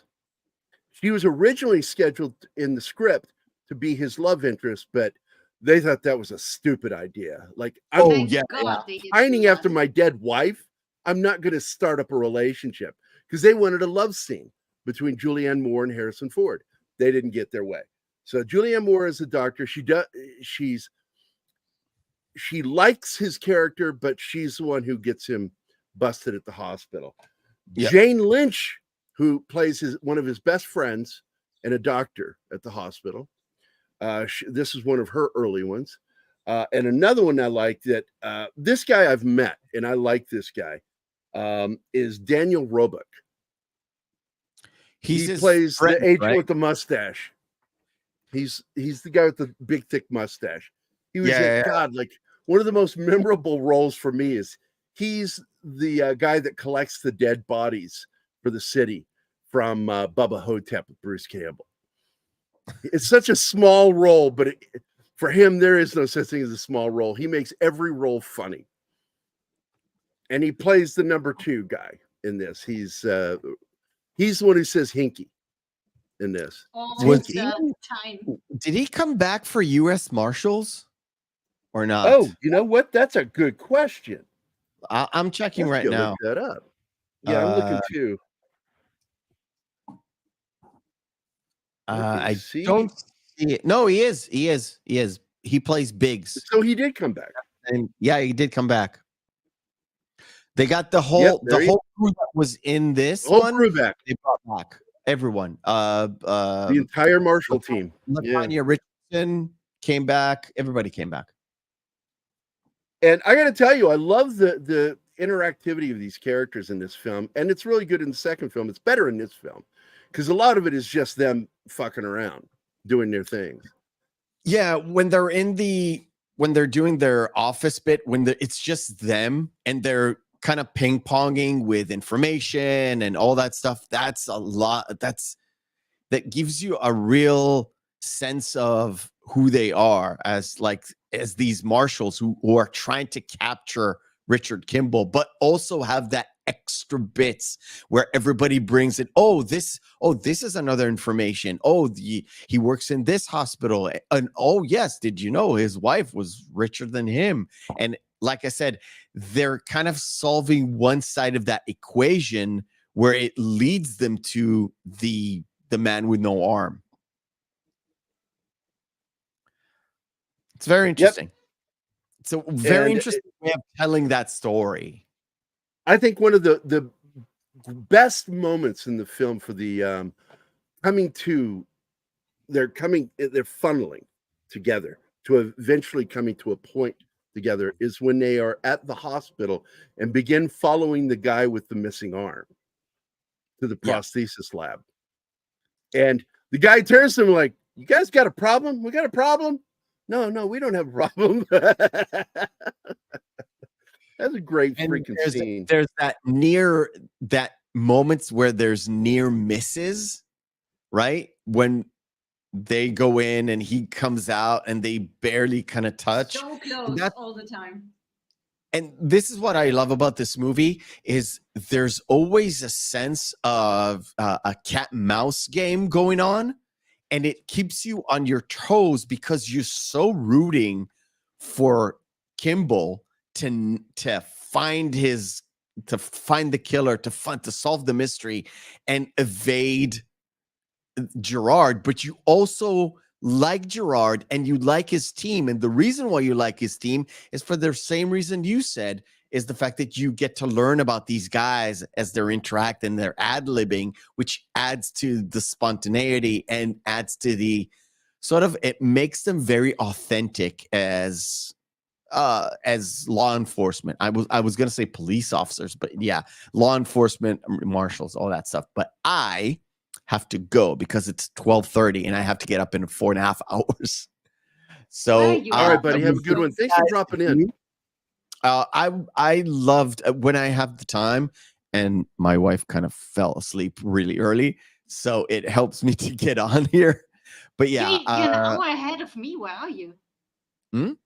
I'm in Israel, so I'm GMT +2. Yeah, well, it's 11:30 for me. I'm in Vienna. Yeah. Crazy. Yeah, it is what it is. But yeah, thanks for inviting me. Hope when I leave, it won't the show won't get derailed too much. But yeah, I love talking about movies and going off on tangents. And this is You're fun to hang out with. I just like hanging out with you. Yeah, me too. This is a lot of fun. All you guys are a lot of fun. So it's a lot of fun to come up here and have a chit chat. So appreciate it, man. I will see you. And by the way, D-Bud Martin, thank you for putting the link there. Subscribe to Mephisto's movie reviews. D-Bud is like the best mod ever. Every time I go Well, on, he is on the mod. I say it here. He is so the good. hardest working wrench in our community. He's all He's over the on place. every He's channel. 6. Zax does too. Zax does some amazing work. But I He's here, think by the way. Hi, Zax. of the group. Oh, fuck Zax. I will have to love you and leave you, but I will try to get on whenever I can. You're in even the if group, it's a man. movie You have that access I to the links. barely saw in the past. But yeah, thank you, Anima. Thank Well, you, I Martin. appreciate it, man. Thank you. See ya. Shalom. Bye. See ya. And for Sax, where is? Oh my God! Hey, fuck you, Kyle.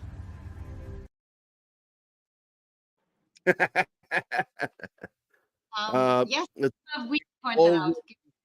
noted that the junior of the 2 Chicago detectives was an actual.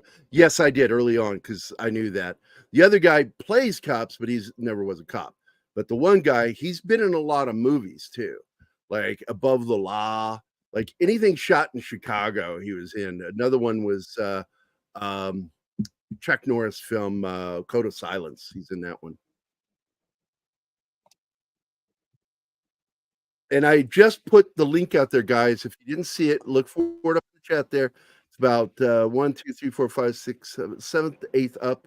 The link to go watch a really good Making of the Fugitive was a shit show by the guys that do it. It was a shit show.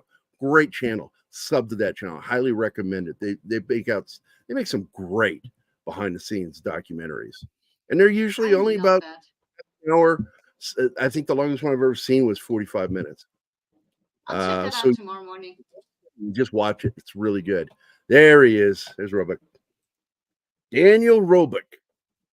By the way, 6 degrees of separation with him through Bruce, and also because I'm close friends with Dave and Denise Dorman, the Star Wars artist, his wife. They're close friends with him too. And I've really considered using them to get to him, because I'd like to interview him, because he's also the actor that went back this year or last year went back to the location of the train wreck with the bus, and the real train and bus are still there, sitting on the side of the railroad tracks. Now, this is the moment where you really see him focusing on something that deals with the crime. Because it's not his job. He's a U.S. Marshal. His job is to find fugitives, but he's using the investigation of looking into the past to figure out where he might go to also investigate the crime.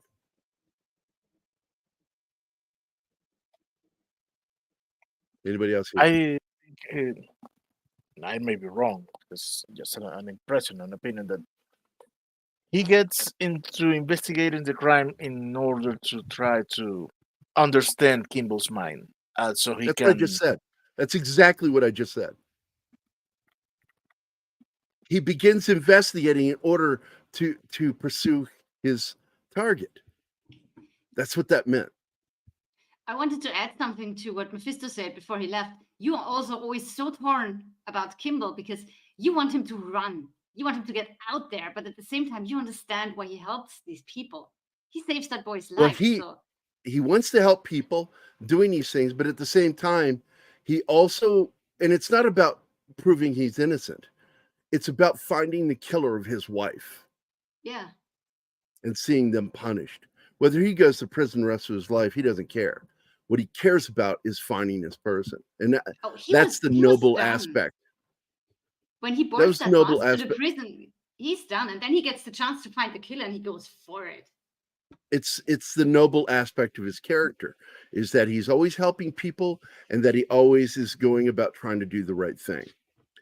And Gerard begins to learn that about him, but it doesn't stop him. He still has to catch his man. Well, it's his job. And you know what? I could see Harrison Ford as a janitor.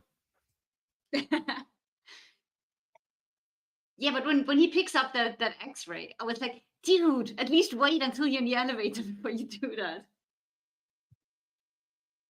But he kicks into doctor mode and he doesn't think about being on the run and trying to find his wife's killer anymore. And he's like, oh, he's saving that kid. And at the same time, he's like, dude, get out, run. You're going to get busted. Yeah, it's so close all the time through the whole movie. The two of them get so close. Oh, shit. Back when we were still a binary species. Sex, male. It's that simple.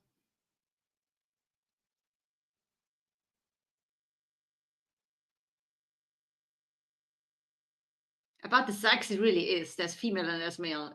With gender, it gets complicated. But let's not go into that.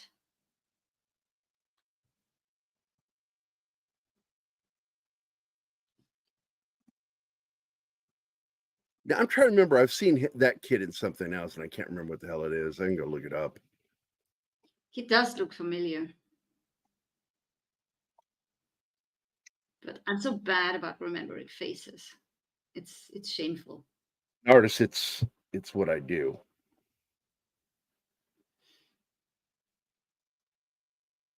Well, at least my brain doesn't completely suck, because when I was working as a waitress, I had no problem remembering the orders that a table did. But faces of customers, when they come the next day and say, I was here yesterday and it was so cool, I was like, okay.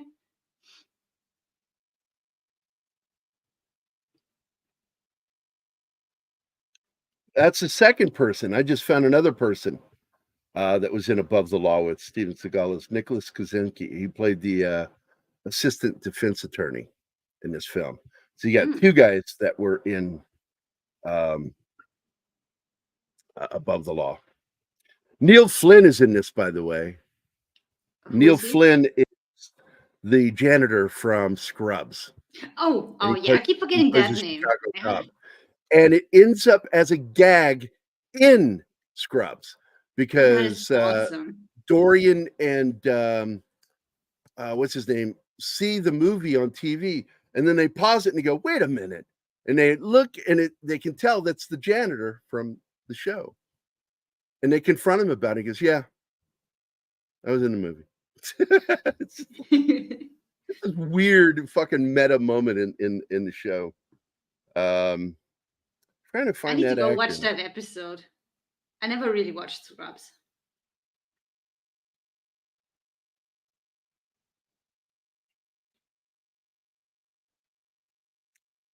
It is not helping me, so I'm gonna have to go to IMDb. Google sometimes just they have the wrong photos Google for is the getting actor's worse. name. It used to be so good for finding stuff, and it's just getting dumb and dumber.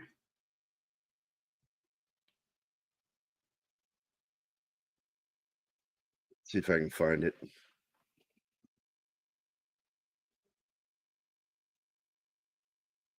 There she is, young Julianne Moore.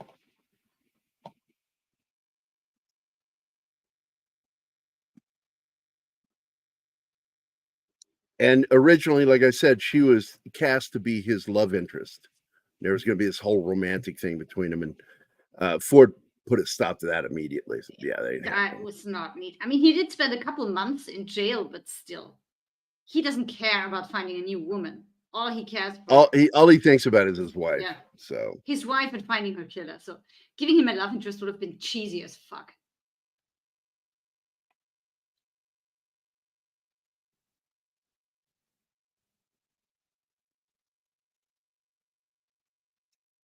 oh, I forgot Richard Riles in this too, Riley.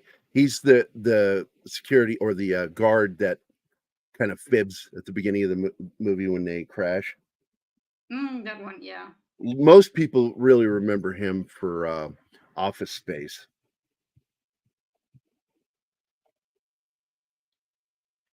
Another thing I've never watched. And by the way, the guy we were talking about earlier that plays the local cop that he takes jurisdiction over, that's Nick Searcy. Very good actor. Yeah, I That's can't such a find this fun guy. scene. I can't find him anywhere. IMDb sucks too because if you don't have a paid account, a lot of the actors don't have photos. They should have just a basic photo for every actor so you know what you're looking for. They should, Oh. absolutely. Lester Holt is in this, the newscaster, if you want to call it news. Again. Yeah, I cannot find I this don't know. guy.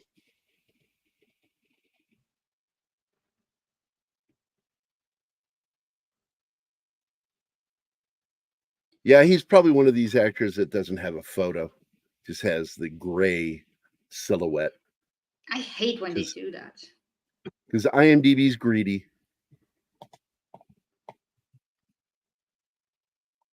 There it is. This is the Green River part that was so funny. Oh yeah, and I love that they actually had to like improvise with the parade that was happening. Well, None of this was the organized. parade or was planned. actually happening. There's no Yeah. scheduling, no casting. These are actually people in the parade. And they had the actors and camera unit work around the crowd and just walk around. And I suppose do because these it's a scenes. big thing, it's the St. Patrick's Day parade. Nobody found it weird that there was camera team filming. So this leads to the gag that Anima likes a lot, where Roebuck delivers this amusing line about if they can dye the river green. Let me ask you a question. If they can dye this river green today, why can't they dye it blue the other 364 days of the year?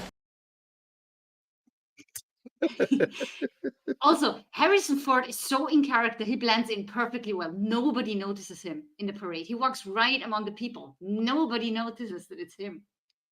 Or everybody's Nick, wrong. Yep, Nick Searcy is in Reagan. I'm really looking forward to seeing this fucking movie. I really am. Finally, an honest telling of who Reagan Stop was. pausing the slideshow, Gary. I need to go at midnight. Well, I paused it because I had to play the video. I'm just saying. Look, when we go off on tangents and everybody's talking, I have to pause it because there's stuff happening that I want to talk about within the film.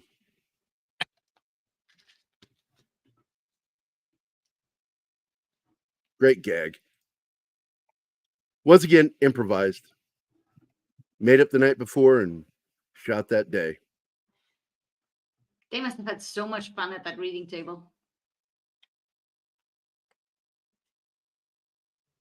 Now, Jeroen Krabbé, the Dutch actor that plays Kimball's friend, the other doctor, he's not very much in this film either. I think he's only got 7 minutes in the whole film. I think his main purpose is to be there for him to call the dude and them to Make the catch phone on where calls and he is. gives him money. He gives him money to help Yeah. him. Because That's while his he's reason on the being to run, be- this is actually good for them that he's on the run. Them being the corrupt doctors Yeah. and clinicians involved with this. I love this. He goes to the prison and looking for the one-armed man. And this is one of the possible suspects. And when the guy walks out, it's clearly not the guy he's looking for. It's black dude. And he goes, yo, man, I'm already here. Talk to me. That's like there's cable TV in here. He wants distraction. And Ford is like, yeah, no, I Yeah. don't have time for this. I have no fucking TV, man. Are we already past that scene where he's in that Russian lady's room that he's renting and the police comes and he thinks they come for him, but they come for the son? Oh yes, that Yeah, happened that a already long happened. time ago. Because watching this, I said it would be so much fun if they weren't actually there for him, but for another guy. And Gary was like, yeah, nailed it. That's what's happening. Because he's preparing. So this to is run. another fuck up, on his part. Because if he had just kept walking and Mhm. ignored his name being yelled, but no, Yeah. he looks right up at Gerard. You got to run again. And he's so close right now. They're in the same building. This is bad.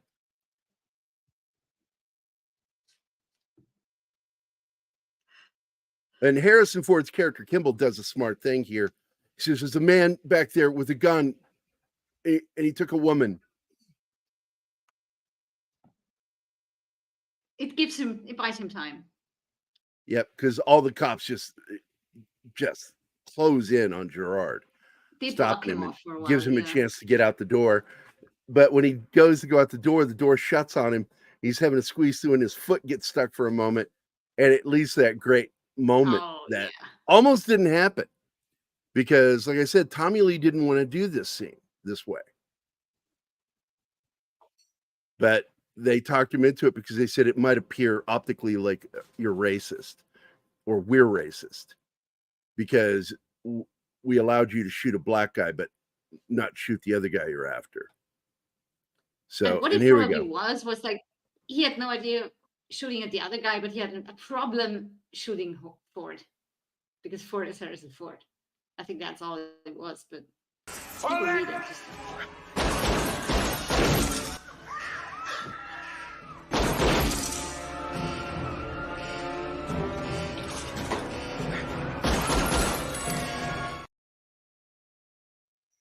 What's amazing about that shot, that's when I say shot, not the shooting, but including the shots, is each one of the hits on the glass hits a certain specific spot on his body, and Harrison Ford reacts by putting his hand to his chest when the one hits him center mass. And he puts his hand to his chest. It's a really good moment. I'll show it one more time so you can see it. Watch this again. Watch Harrison Ford's reaction when the bullet hits the glass that would have hit him in the chest.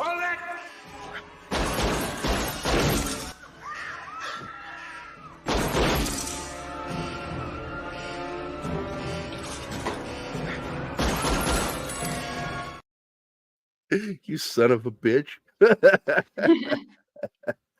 So Harrison Ford blends in with the crowd, putting on the little Irish derby.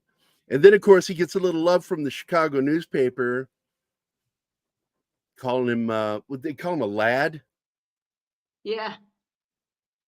He also gets rid of his jacket because now Tommy Lee Jones has seen him wearing a jacket and no hat, so he puts on. And the I hat know and gets rid of Chicago. the I've been jacket. there. Because of the way it's designed along that river, man, it gets windy. Hence, part of the reason why Windy it's called the City. Windy City. Yeah. Part of the reason. The other reason why it was called that is because of New Yorkers referring to it as the braggadocious place, bragging, windy. I So didn't know the that. meaning of windy has two meanings. You learn something new every The guy day. on the left is a real cop. The guy on the right plays a cop. And he always plays a cop too. Both of them do. But They're good at it. well, one's a real cop. The other one just looks like one. Well, being a real cop doesn't mean you're good in front of a camera, but this one is, yeah. And I want to point out the reason he's able to go out and get new clothes is because his buddy gave him a lot of money. Gave And him the beer room money that he too, rents from apparently. the Russian lady is probably really cheap. Yeah. Now they've already hassled. Now he's not. Wait a minute. This is a scene where he goes to the. No. I'm jumping ahead here. The TV series, Lee, is actually a really good show. For episodic television, it was one of the highest rated. In fact, the ending had at the time one of the record. I think it was 5.5 million viewers watching the finale of the original series. Wow. And it has a great wrap up. It's a lot like the film, in that the bad guy gets wasted and the cop lets him know, I know you're innocent. Let's go deal with this. Good show. And welcome to the show, Lee.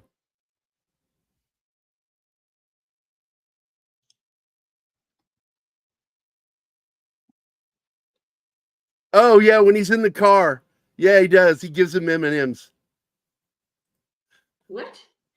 No, are those M&M? Because I thought it was. I think those are M&Ms. No, because I think it was a gold pack for his knuckles. Oh, that is it. He gives him an ice pack.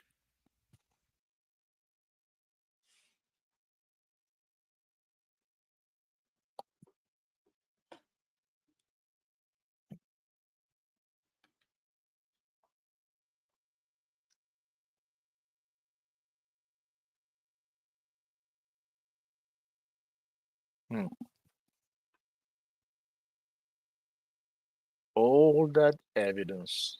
Polish? No, I'd say Ukrainian or Russian from the way Who? that it sounded. The family he's Who we renting the room from. No, they were Russian.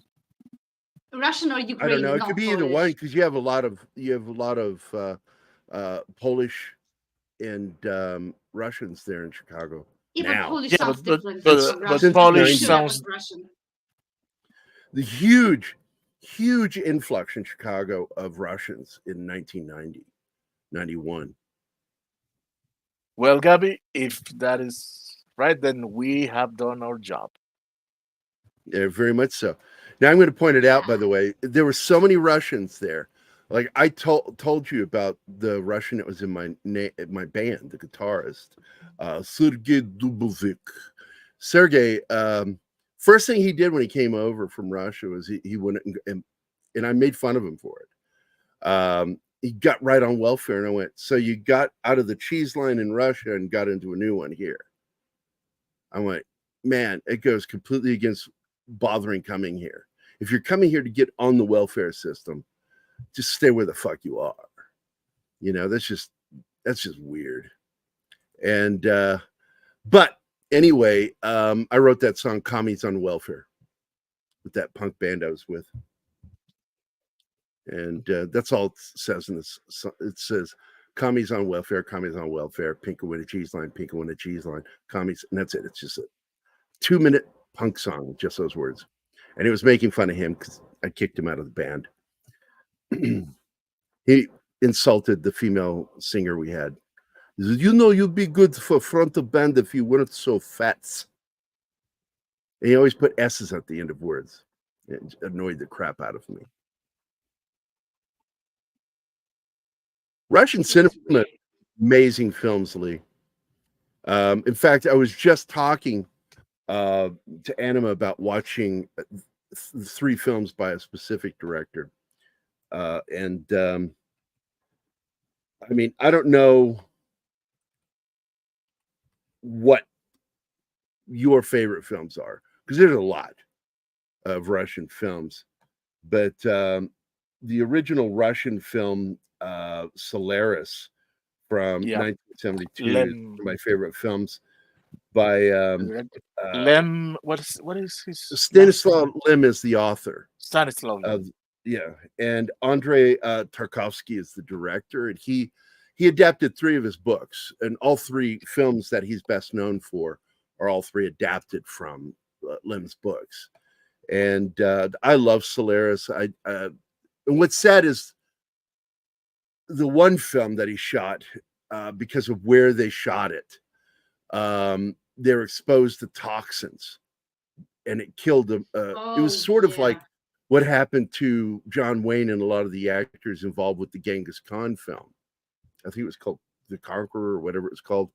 A film I've never seen and never want to see. I just never wanted to see it. And I love John Wayne. I just thought it was, even when I was a kid, I thought that was racist, a white guy playing a major character like that. So this is really one of my favorite moments. He goes to the one-armed man's house and then calls Gerard. And they've been getting phone calls like for days now from someone claiming to be Richard Kimball. So they go, "We got another Richard Kimball on line 6. He goes, "Patch it through," and he picks it up. And you hear Kimball say, "You remember what I said to you in the tunnel?"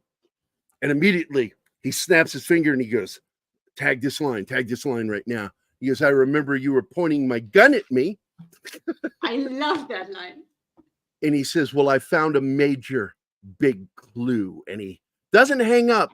He sets the phone down. He's like, Richard. And of course, they find the house and they go there, and his prints are all over the house, Kimball's prints, because he doesn't care, you know. He's leaving But them there. this is one more huge fucking thing for Gerard to, he's a dog with a bone. Gerard's character is a dog with a bone. And what's funny is he's got 2 bones, and he's going for owning both bones. He's not letting them go. And I've seen dogs do that, man. They'll go, "I want this bone," but you go to grab the other bone and go, no, that's mine too. He's also probably a bit embarrassed that he needed that lead. He needed for Kimball to call and actually lead him to the house to go there. Fine, that's a suspect. By the way, they're Polish. did you see? Okay. They were Polish, real Polish. Oh, okay. Apparently. That did not sound Polish to me. Weird. That explains the screen door. Oh my What? god! Oh my god! Dumb joke. It is dumb. It comes from an old joke, which I don't like jokes like that. I like Irish jokes. So I'll tell it as an Irish joke. Did you hear the Irish finally built their first submarine? It sank because somebody left the screen door open. But And that's the screen door joke. Yeah.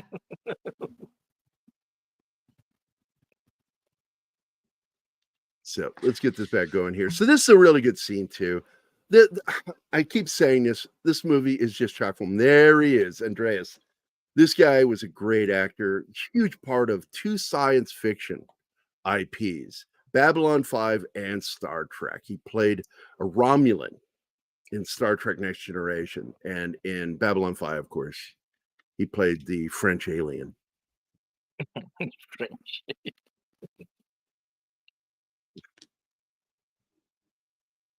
He says, "Well, I'm popular today. Why is everybody supposed to be?" He's a former cop, crooked cop involved with this, and he, of course, is the killer of Kimball's wife. He was supposed to actually get Kimball. She was in the wrong place at the wrong time. Okay, Gary, this is your line. Diddly potatoes. There is a Mike Nesmith of the Monkees, to go off on a little tangent. He made a film called Elephant Parts, and then he did a TV series, short-lived TV series called TV Parts. It's where Gary Shandling got his big break. And in the movie, there's a scene where a kid goes to the campus library, and there's a section where you can check out videos. And this is for real. This is actually on campuses. You know, do this. And there's a little video booth where you can watch videos on different languages, so you can learn a new language. And so he walks in and he sees one that says Irish 101. And so he puts the tape in, and there's this guy that shimmies down a hill past some sheep, just like the Scottish. And he walks right up to him and he goes, "Welcome to Irish 101. For your first lesson, top of the day to you." And he goes, top of the, very good, before he just keeps interrupting. And it's funny. It's a great comedy routine. He never gets anything said completely before the video interrupts him. Check it out sometime. Elephant Parts by Mike Nesmith of the Monkees. So he hasn't pieced it together yet with his friend. So he's calling his friend, hoping to find out something here, right? Does I recall? I'm not sure. Is this it, or is this where he's already pieced it together? I think he's 'Cause it already seems to me he there. didn't piece it together until the last evening that his friend is the one, just before. No. It's just before the award ceremony. Yeah. He knows about Dr. Lenz, but he still doesn't know about his friend. Is the last connection. It's when he finds his signature. That's right. There he is. Joey Pants. Giving Great a fucking actor speech. right there. I'll be giving you a speech. You should come. Elephant Parts was a great little film. So D-Bud's seen it. You liked it, didn't you? Great fucking little vignettes. Little tiny short films. All put together into one movie. And then they did, and I think it was introduced via Mike Nesmith as the host of the little film.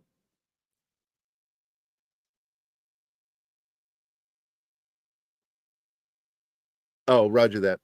Well, Enema picked up that you actually speak other languages, and it's because of your military background, I'm assuming, especially with what you were doing. I know that, Damn like, Slavic inflections. especially Oh yeah, dude. language is so essential in the Green Berets, in particular, because they are an insertion force. A part of their job is community building, which is what they did first in Vietnam.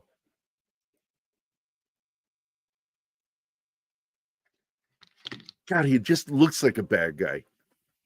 And he was such a sweet dude in real life, but he's really good at playing bad guys. Hey, it's Garrett Morris.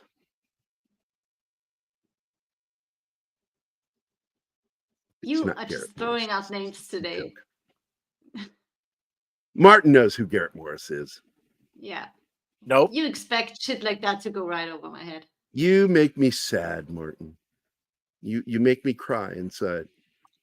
Garrett Morris was the first black comedic cast member of Saturday Night Live.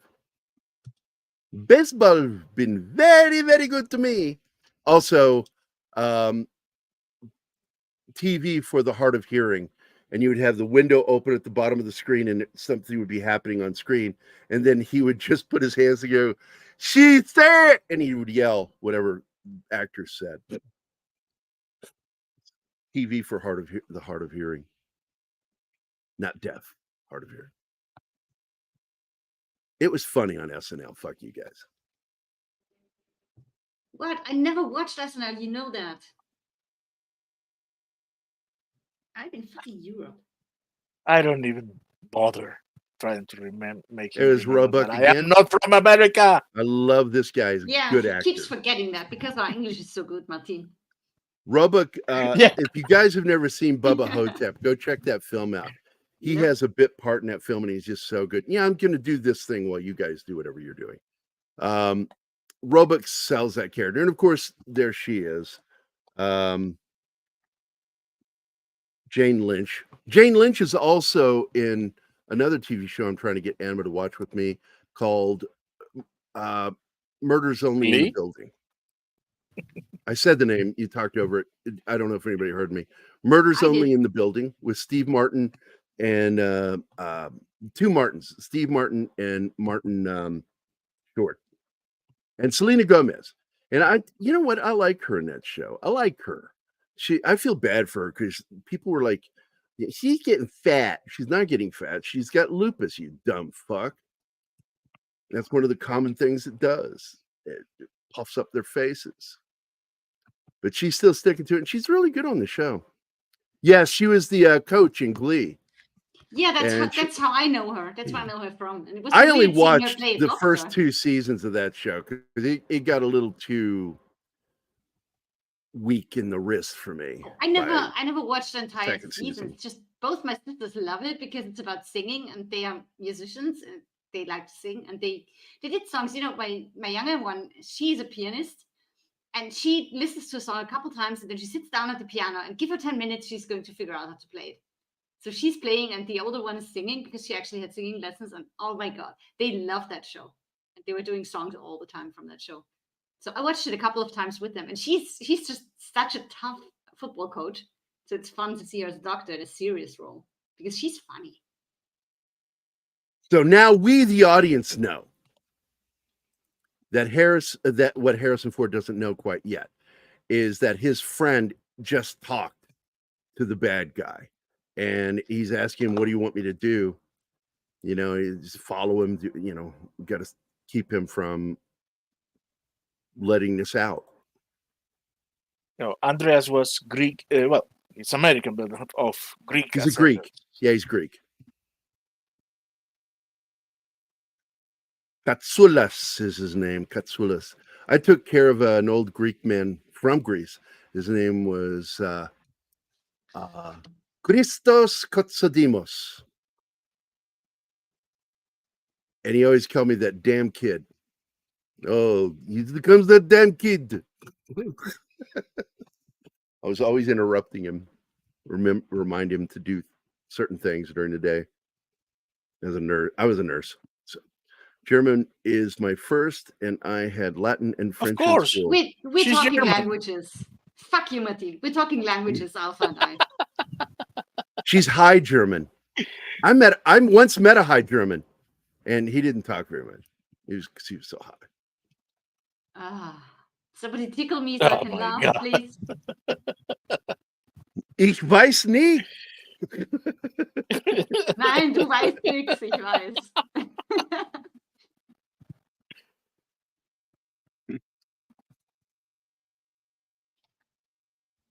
Gary's You know, number when one Harrison sentence in Ford was German is, younger- "Was ist los?" Yeah, was ist los?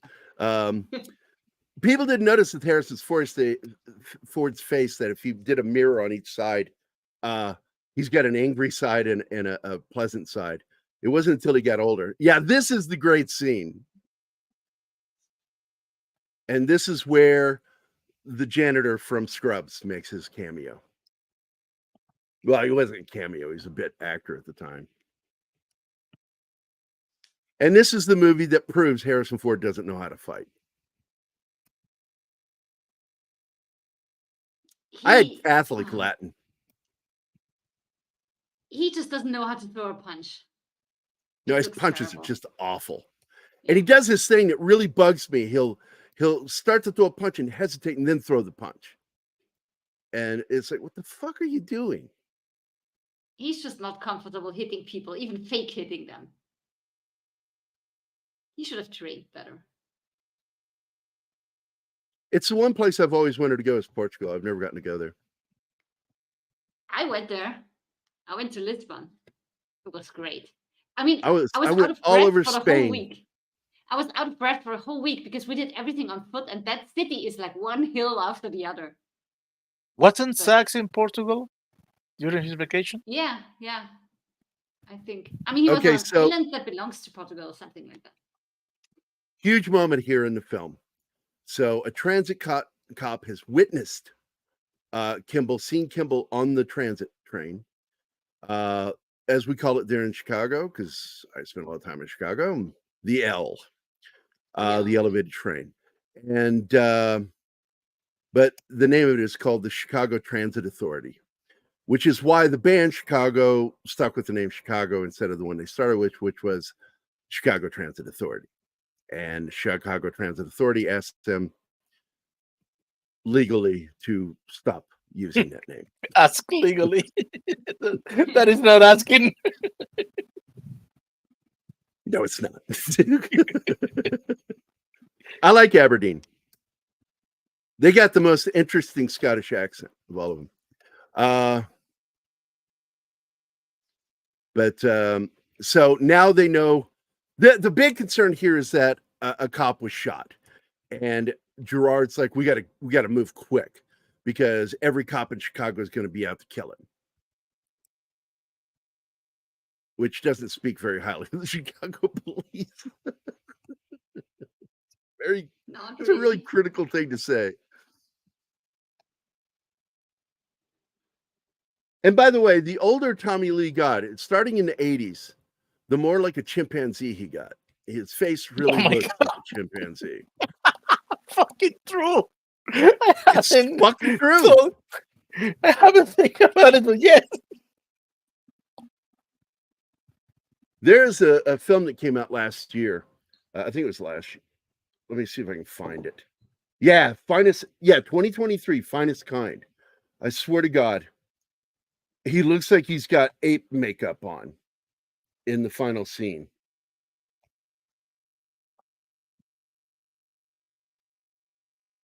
Let me see if I can find it.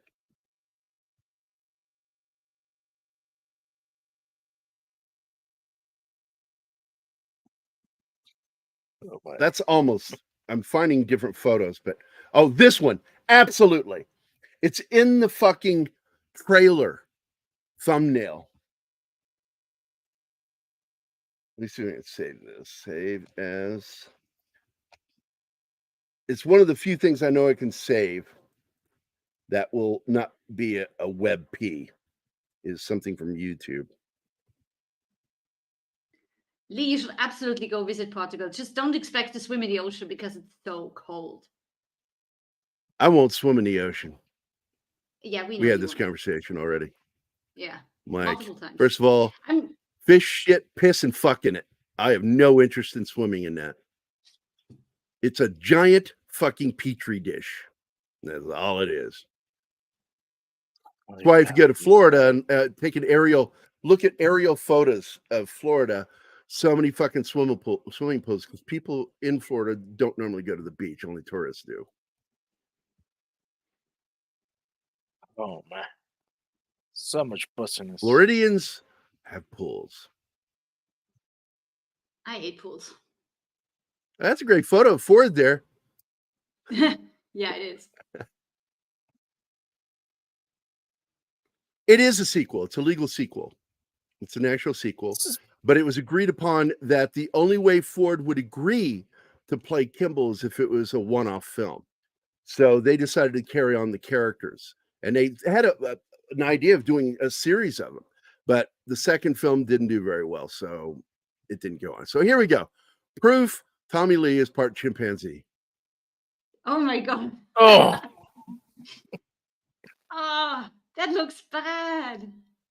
That's just one of those people that's not aging well. Oh Right, my fucking God. actor, ugly as sin. You know, he looks just like Caesar. You know what happened to that boy? I'll tell you what happened. His mama ate the ugly tree when she was pregnant with him. Anyway, guys, I need to get going. I'm sorry. I really wanted to stick around, but I need to drop out. That's fine. We're doing a wrap up, hon. Don't worry. So this is the big confrontation scene. Bye, guys. And of course, bye, sweetheart. So his friend, the guy at the center of it, is trying to play it off like we'll talk about this behind, but it ends up, this is the end, and he knows it. So he wants to kill Harrison Ford's character, Dr. Kimball. And so he tries to kill him. Nails him a couple of times too. Right there's one where he lets Kimball have it. Then Kimball hangs him off there. It's a good action scene.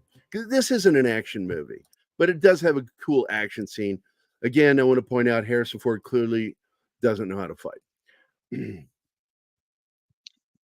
Which applies here because he's a surgeon. Yep.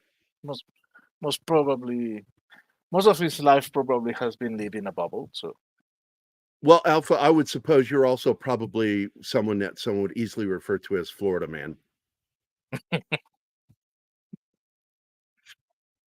hey, slasher friends in the house. I've got a lot of friends from Florida, and they all pretty much agree with me. It's like they don't want to swim in the ocean.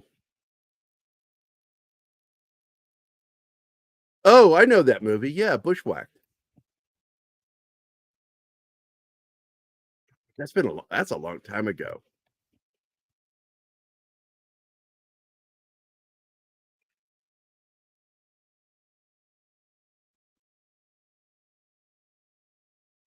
What? Oh, yeah. They could have, but they chose not to. But we got all of the other characters that were part of his team. Him. In fact, he's the one that gets murdered by Robert Downey Jr. in the film when he makes the mistake of turning his back on him, trusting him.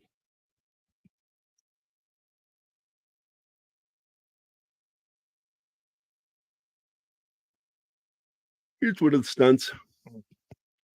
And again, I want to point out the other one's not a stunt. The scene from the jump from the water pipe down the dam, because that was a dummy.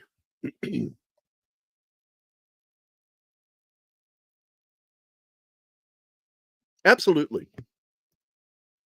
Well, that's back when shows were really written well. Mission Impossible is still one of my favorite shows. I watch it religiously. I've seen every episode multiple times. I remember the first time I realized they remade some episodes and had them have different outcomes. Perry Mason did the same thing in the latter seasons.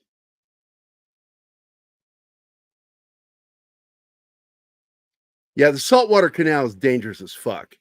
You got sharks, you got jellyfish. We fished in that thing.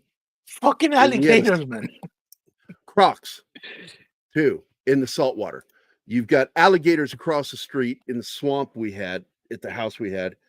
Ate one of my ate my pet duck.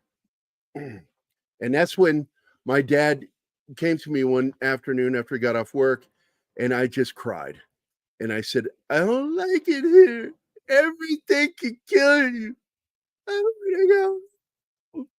I wanted to go back to Arizona where, there are only a few things that might kill you, like rattlesnakes and fucking black widows.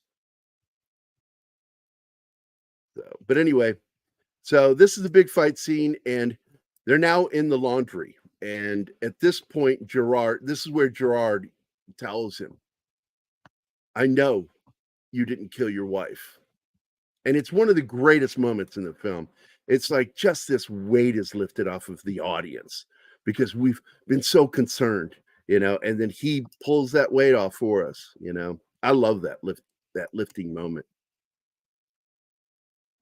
Wait, put that back up. I showed the final episode to promote the movie.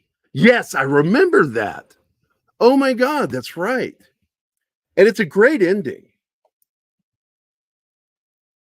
Has a great payoff.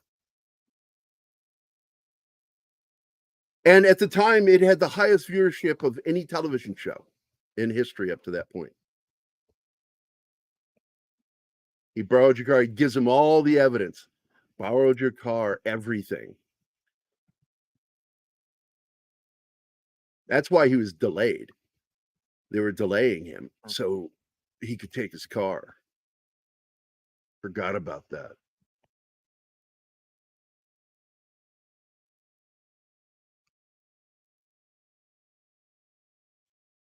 See, Tommy was still right in that in-between area of becoming ugly and still being good looking. It was in the 2000s where it started dropping down. Like right around the time he did Men in Black, he was starting to become ugly. And if you look at Harrison Ford's face there, you can see the angry side of his face and the friendly side. One side that's frowning, always frowning. There is nothing symmetrical about Harrison Ford's face. Nothing. Not his nose, not his mouth, not his eyes. I wish I could say that because we had alligators in the swamp across the street. You could hear them. We had moccasins. They didn't come to our side of the road because we kept the lawn mowed. But on the other side, there was a mobile home and he had tall grass. And the one time I went walking over there because my dad was visiting, the guy poked his head out and he says, "Boy, you want to watch out. See those big inner tubes out there?" I looked to my left. I went, "Yeah." He says, "Those are moccasin snakes, sonnin'." And I went, "I'm going to be at the house. Tell my dad to come home." And I never went to that guy's house again. Oh That my was god. horrifying. That place is a fucking nightmare.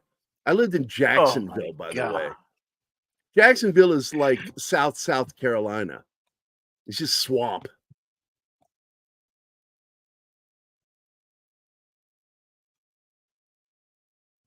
Yeah, I brought that up, Slasher. Good to see you, man. This is a very early role for her and also for what is her name? Julianne Moore. And it's got a great ending. Gives him the ice pack. Takes the cuffs off him. Been a hell of a day. He says that to Ford. Ford kind of chuckles. You know, Tommy Lee, this is really in many ways a Tommy Lee movie because Tommy Lee has the best lines in the film.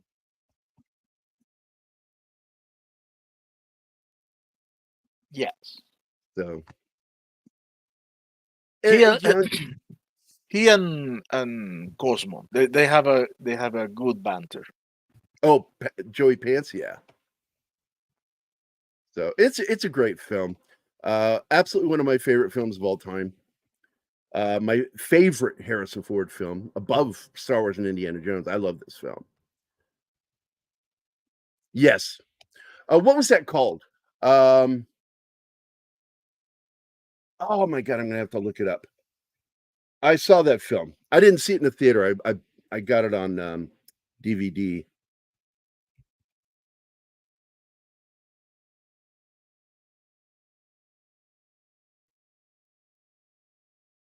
Well, to be honest, I'm a little cheesy. Wrongfully Accused is the name of the movie. Yeah, it's that. Oh, you could have told me. I'm over here typing. No, I I do like very, very much, as I said before, regarding Henry. And yes, it's cheesy, but I like Sabrina.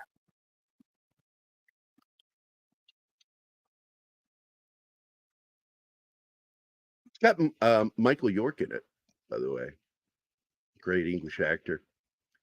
But what I hated about Jacksonville the most when I was there is where we lived along the canal.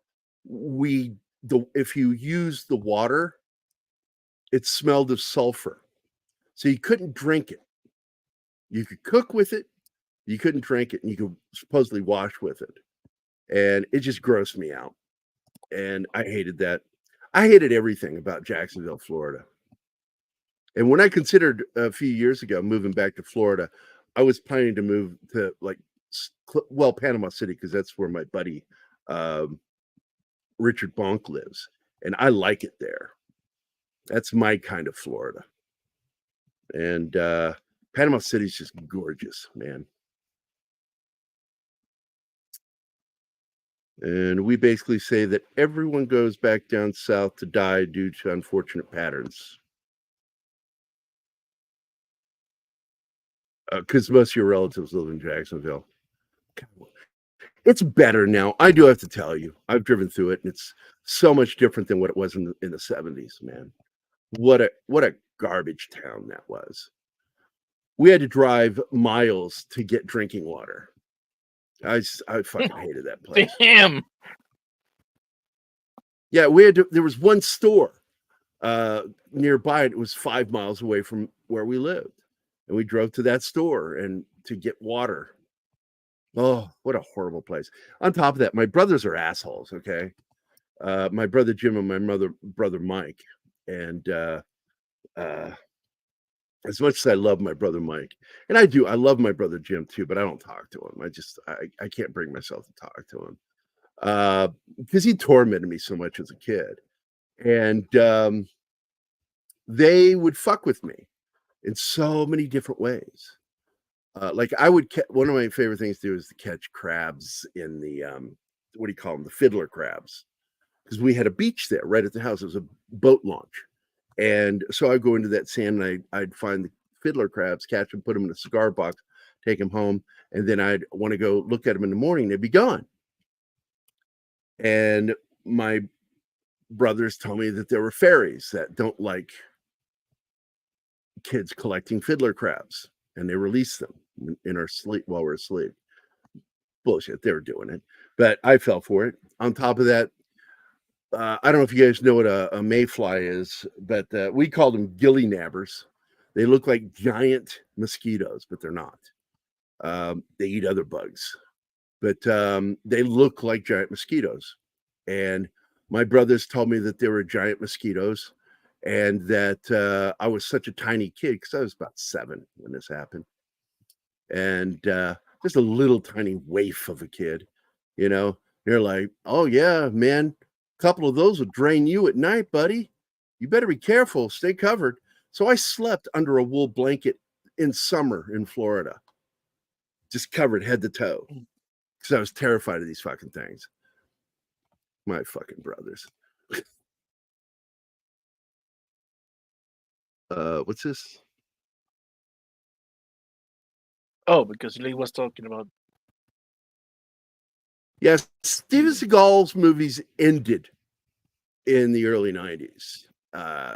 His last movie wasn't even his movie. It was, what is it, Executive Decision or Executive Orders, whatever that was. No. Yeah, Executive Decision was the name, but he painfully has made some movies after that. No, They. I said good films. Oh, yeah. Good films yeah. ended in the early 90s.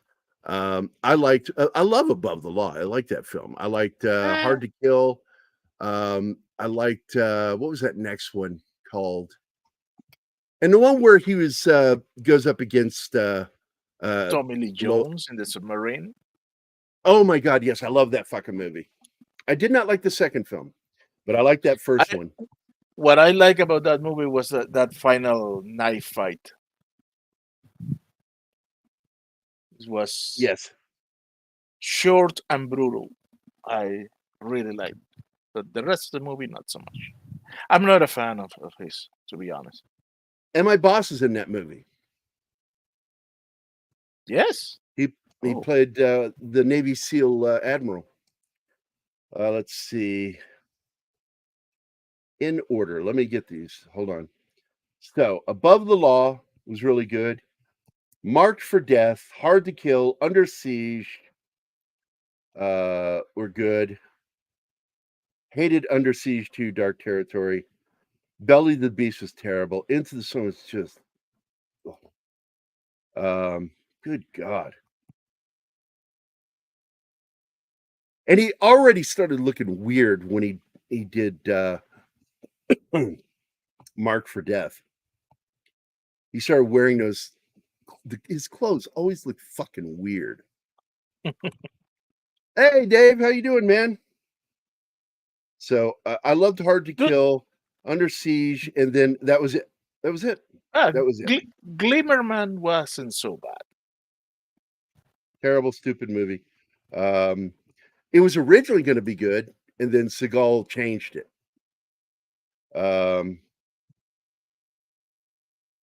I'm trying to look to see if there's anything that I liked after, and it's just like No, no. There was that moment where I kind of enjoyed him when he was with Tom Arnold, because Tom Arnold and the other character made me enjoy it. Was that Shadow Man? No, it wasn't. What was that one? Oh yes, those names, Shadow Man and Glimmer Man. At some point, that should have been Normal Man. I enjoyed Tom Arnold. He has one of the best Steven Seagal stories. He's like, yeah, because like you can't tell him anything. You just can't tell Seagal anything. And the director was trying to tell him something, and Seagal goes, I know what I'm doing. I know everything. Just cut him off.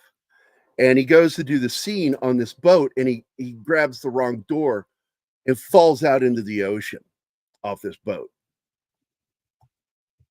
And then when he comes back up and everybody goes to look if he's okay, the shit that he's got in his hair to darken it is just pouring like a crying woman's mascara down his face.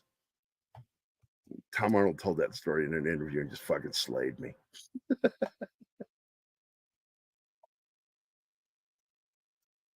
Yeah, Screwface. I just like that film. I liked his early stuff. But after that, his ego, I mean, he already had an ego problem. Oh yeah. I've heard stories about him. And he's a liar. He's a fucking liar. I don't care. I mean, he is a martial artist. He is I don't know what rank he is, but he is high ranked Aikido master. And he is the first gaijin to own a dojo and run a dojo. It's still going to this day. It's still open in Tokyo. But I just he lied his way into film.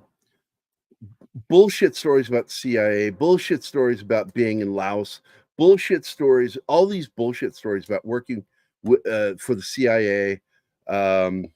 Just man, he lied his way in. And he got caught in those lies. So now he lives in Russia.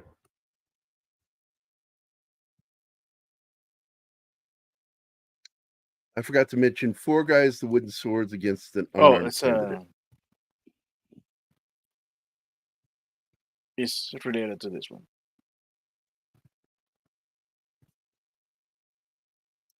Yeah, Aikido was created by a means of defending yourself if you lose your sword in combat. And it's not really effective in other kinds of fighting, especially typical close quarter fighting. Oh yeah, South Park spoof on it was really good. I also liked it when they would spoof him on Mad TV.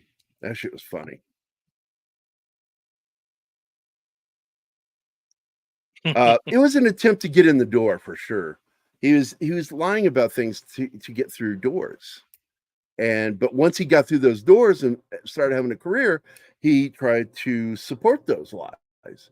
And each one of them fell down. And my favorite story about him is him pissing his pants supposedly over Jean-Claude Van Damme at Stallone's. He had his opportunity to back up his words at Stallone's house, and he didn't do it. So that's a true story. And the other one is that Gene LaBelle put him in a chokehold and he shit his pants. And I believe that story is true. Gene LaBelle is not one of those people prone to fibbing. He's the guy who famously, supposedly fought Bruce Lee, and it's not true. It's not what happened.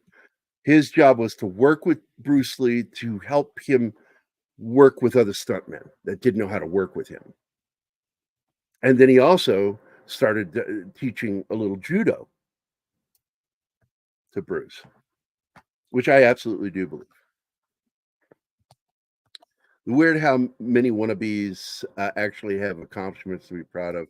I think the thing that pissed me off with him was when he lied and said that James Mason was so impressed with him that he suggested that he get into acting. And that is just the biggest hunk of horse shit I've ever heard in my life. Great story. Yeah. It deserves to be true. I disliked him way before that. Who? James Mason? What'd you hate him? No, He's a great actor. Freaking Seagal. Gene LaBelle. Oh, Seagal. So I was Yeah, talking about I have problem with men who beat up women. oh, when I found that shit out that he was knocking his woman around, I was like, yeah, you're not cool. You are not cool at all. And I started hating the guy. Him and his fucking leather duster, black leather duster. Well, here's something for you, Lee. Since I was a kid, I've done an impression of James Mason. And somebody said, how do you do that? I said, it's very simple. I do a posh English accent and then I squeeze like I have to take a shit. Hello, my name is James Mason. Because James Mason always sounds like he needs to take a shit. He's a great actor, though. I joke. I love that guy. I'm a big fan of his work.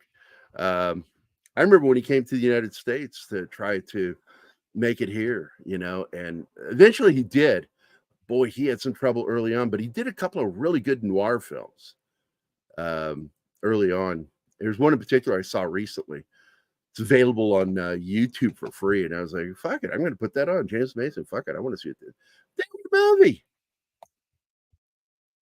Tragic ending, but it was a damn good film.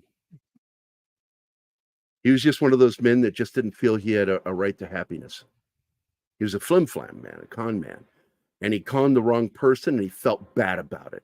And he helped her and helped resolve everything. And in the end, kills the main bad guy, but he dies with him. Lolita is the film that made James Mason. But that is such a horrific book, if you've ever read it.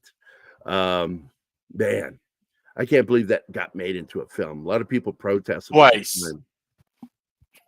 Well, the second one hardly got any notice with what's his name? Irons. Jeremy Irons. I saw it. I thought it was good. Is Humbert? Is that his name? I remember he's got an alliterism, name. It's like HH. I don't know. I'm at a loss. I'll look it up quick because I forget his name in that film. Yeah, I mean that one. Jesus Christ. Why would I look for the other one? Kelly Winters. God, man.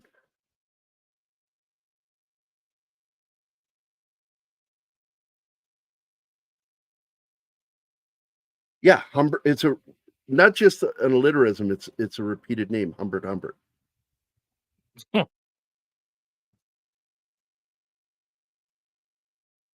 But Mason is brilliant in that.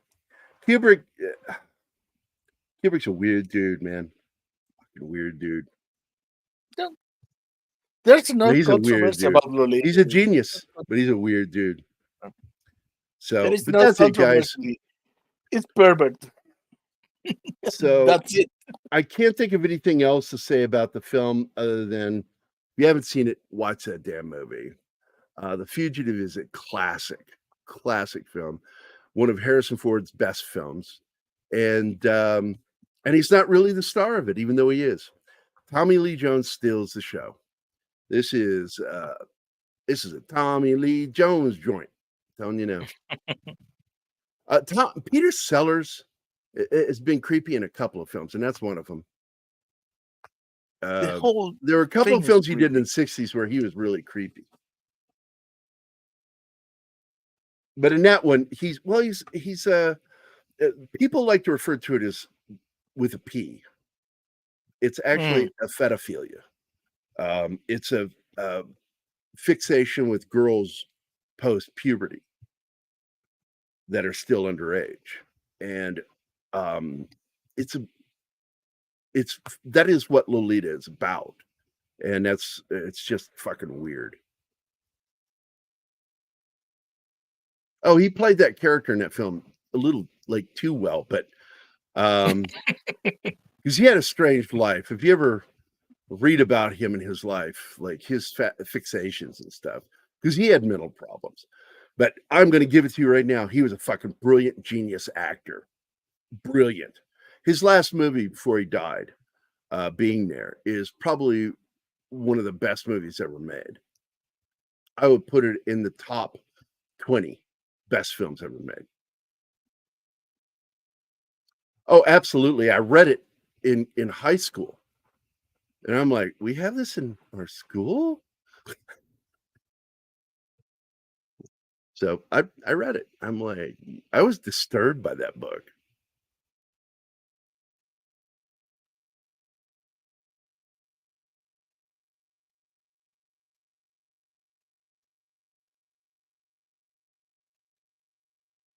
Yeah. There is that. There is that element. But that's the same thing that tormented Charlie Chaplin, who absolutely had the same problem. As he got older, the girls got younger. And they show that in the movie Chaplin, that his fascination with his underage wife was over his first love, her resemblance. And I don't know if that was true, but I suspect there's some truth to it.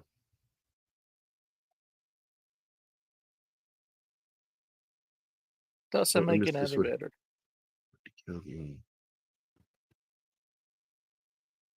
Yeah, and the reason he died the way he did is because Kurt Russell refused to work with him. That was something they kept away from the public for a long time that finally got out. Kurt Russell didn't like his behavior. Also, I heard he didn't like that he beat his woman. So I think that was part of it too. And again, I want to point out that I'm a big fan of Tommy Lee Jones, but Tommy Lee Jones, as he's gotten older, has become a chimpanzee.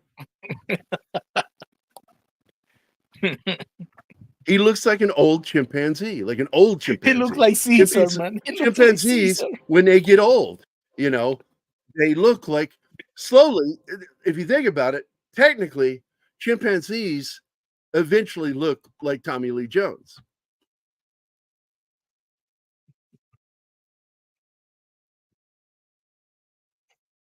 Technically. Allegedly. So, Pinkman's girl like that one. Oh my God. What have you done? Yeah, see, that's one of what I talked about right there.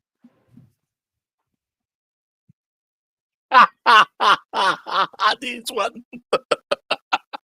No Country for Old Age. Oh my God.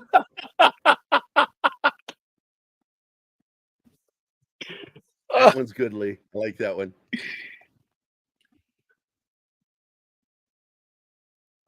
So let's see. I'm going to go through the list and we're going to get the hell out of here. Anima went to bed and she didn't message. Well, maybe she messaged me. Let me see. Nope, she didn't message. She just went to bed. She was tired. By the way, a friend of mine got a Finnick fox. And I fucking love those things. They're just so fucking adorable. What they remind me of is like an artist's rendering of what they think a fox should look like. That's what a Finnick looks like. They're just fucking adorable. So we got Tim was here, Shinatsky, Penny, Gabby SPN 13, who is from Portugal, living in the UK, I think. Am I correct on that one? Rancor yes. Steve, of course. Let's see. Go to the Nabil Emizian. I don't know how to pronounce that name. The Peter Venkman fan site, aka Venkman's Girl. Joe's Atmosphere. Lee Carlson. 11 Alpha. D. Bud Martin. MJ1 Media. Slasher Fred. Dave C. I'm glad you guys were here today. I hope you enjoyed it. It was real fun having Mephisto on. I really enjoy him. Oh, wait, go back to that one. I mentioned Cross of Iron. Yes, I love that movie. By the way, one of the German characters' name is Keisel, which is the original spelling and pronunciation of my last name. It's like I'm 88% Celt, a mishmash of other things, and I had one German fuck his way into my family, and I got stuck with his name. So, yay me! What was that last comment? It's about Gabby. Says she's a Gotcha. Spanish living in Scotland. Spanish living in Scotland, living in wee Scotland. By the way, have you checked out our good buddy, that 70s rock fan? Brian is a dear friend of mine from Scotland. I've got like a business partner. I'm from Scotland. And my daughter would just like, whenever he would call, she'd go, "Can I talk to him?" And then she wouldn't talk. She just wanted to hear him talk because she loved his accent so much. I love it when he talks. My daughter. So, I liked the original Roald Dahl film. I did not like the movie, but I love Roald Dahl. So we could say that you're basically Mex Spanish. You're a Mex Spaniard. I got a wee bit there. Well, I guess it sounds better than Spanish. Yeah. By the way, I should pull that up real quick here for him before we go. I have a song right now, Commander Cobra, not Cobra Commander, but Commander Cobra from KGRA. He's a combat pilot that does a radio show over on KGRA, and he'll pop on our stuff every once in a while. Good friend of mine. His radio show, he uses one of my songs, which I wrote for all my friends who are combat veterans. And let's see if I can find it here real quick. I know what I'm doing. It's called The Flow.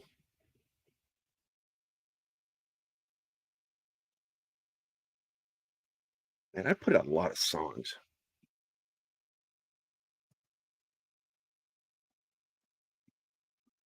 Man, you know what video I'm gonna play today. You know what? I think it's actually in the studio somewhere. I can't seem to find it. No, Is it in it here? is not. It's in the other one. All right. I don't think, because I had to delete some of the things there.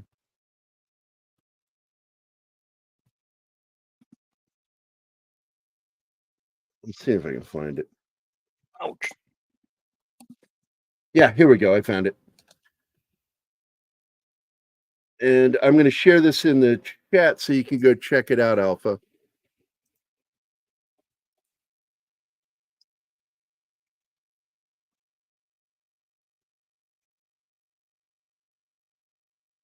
And it is for mature audiences only. Subject matter and really just the use of the F word in it. There you go. Alpha. Check that song out. Let me know what you think. And by the way, are you on Twitter or Facebook? Because you've not reached out to me, and I want to talk to you. Hello? 11 Alpha. Hello? Why don't you make like a tree and get out of here?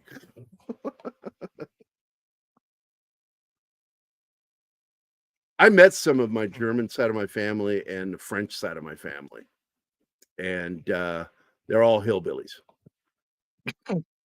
They live along the Alsace-Lorraine. And the French side of it, hillbillies. The German side of it, fucking hillbillies. That's what we call them here. The people that do what they do over there, fucking hillbillies. They're German hillbillies, and the French side weren't so bad. The German ones were really fucking weird. So that's all I got to say about that.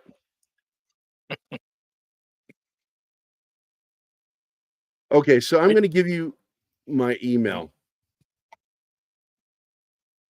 Would you please email me, Alpha?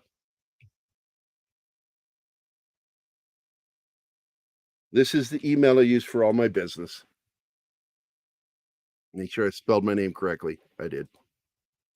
There you go.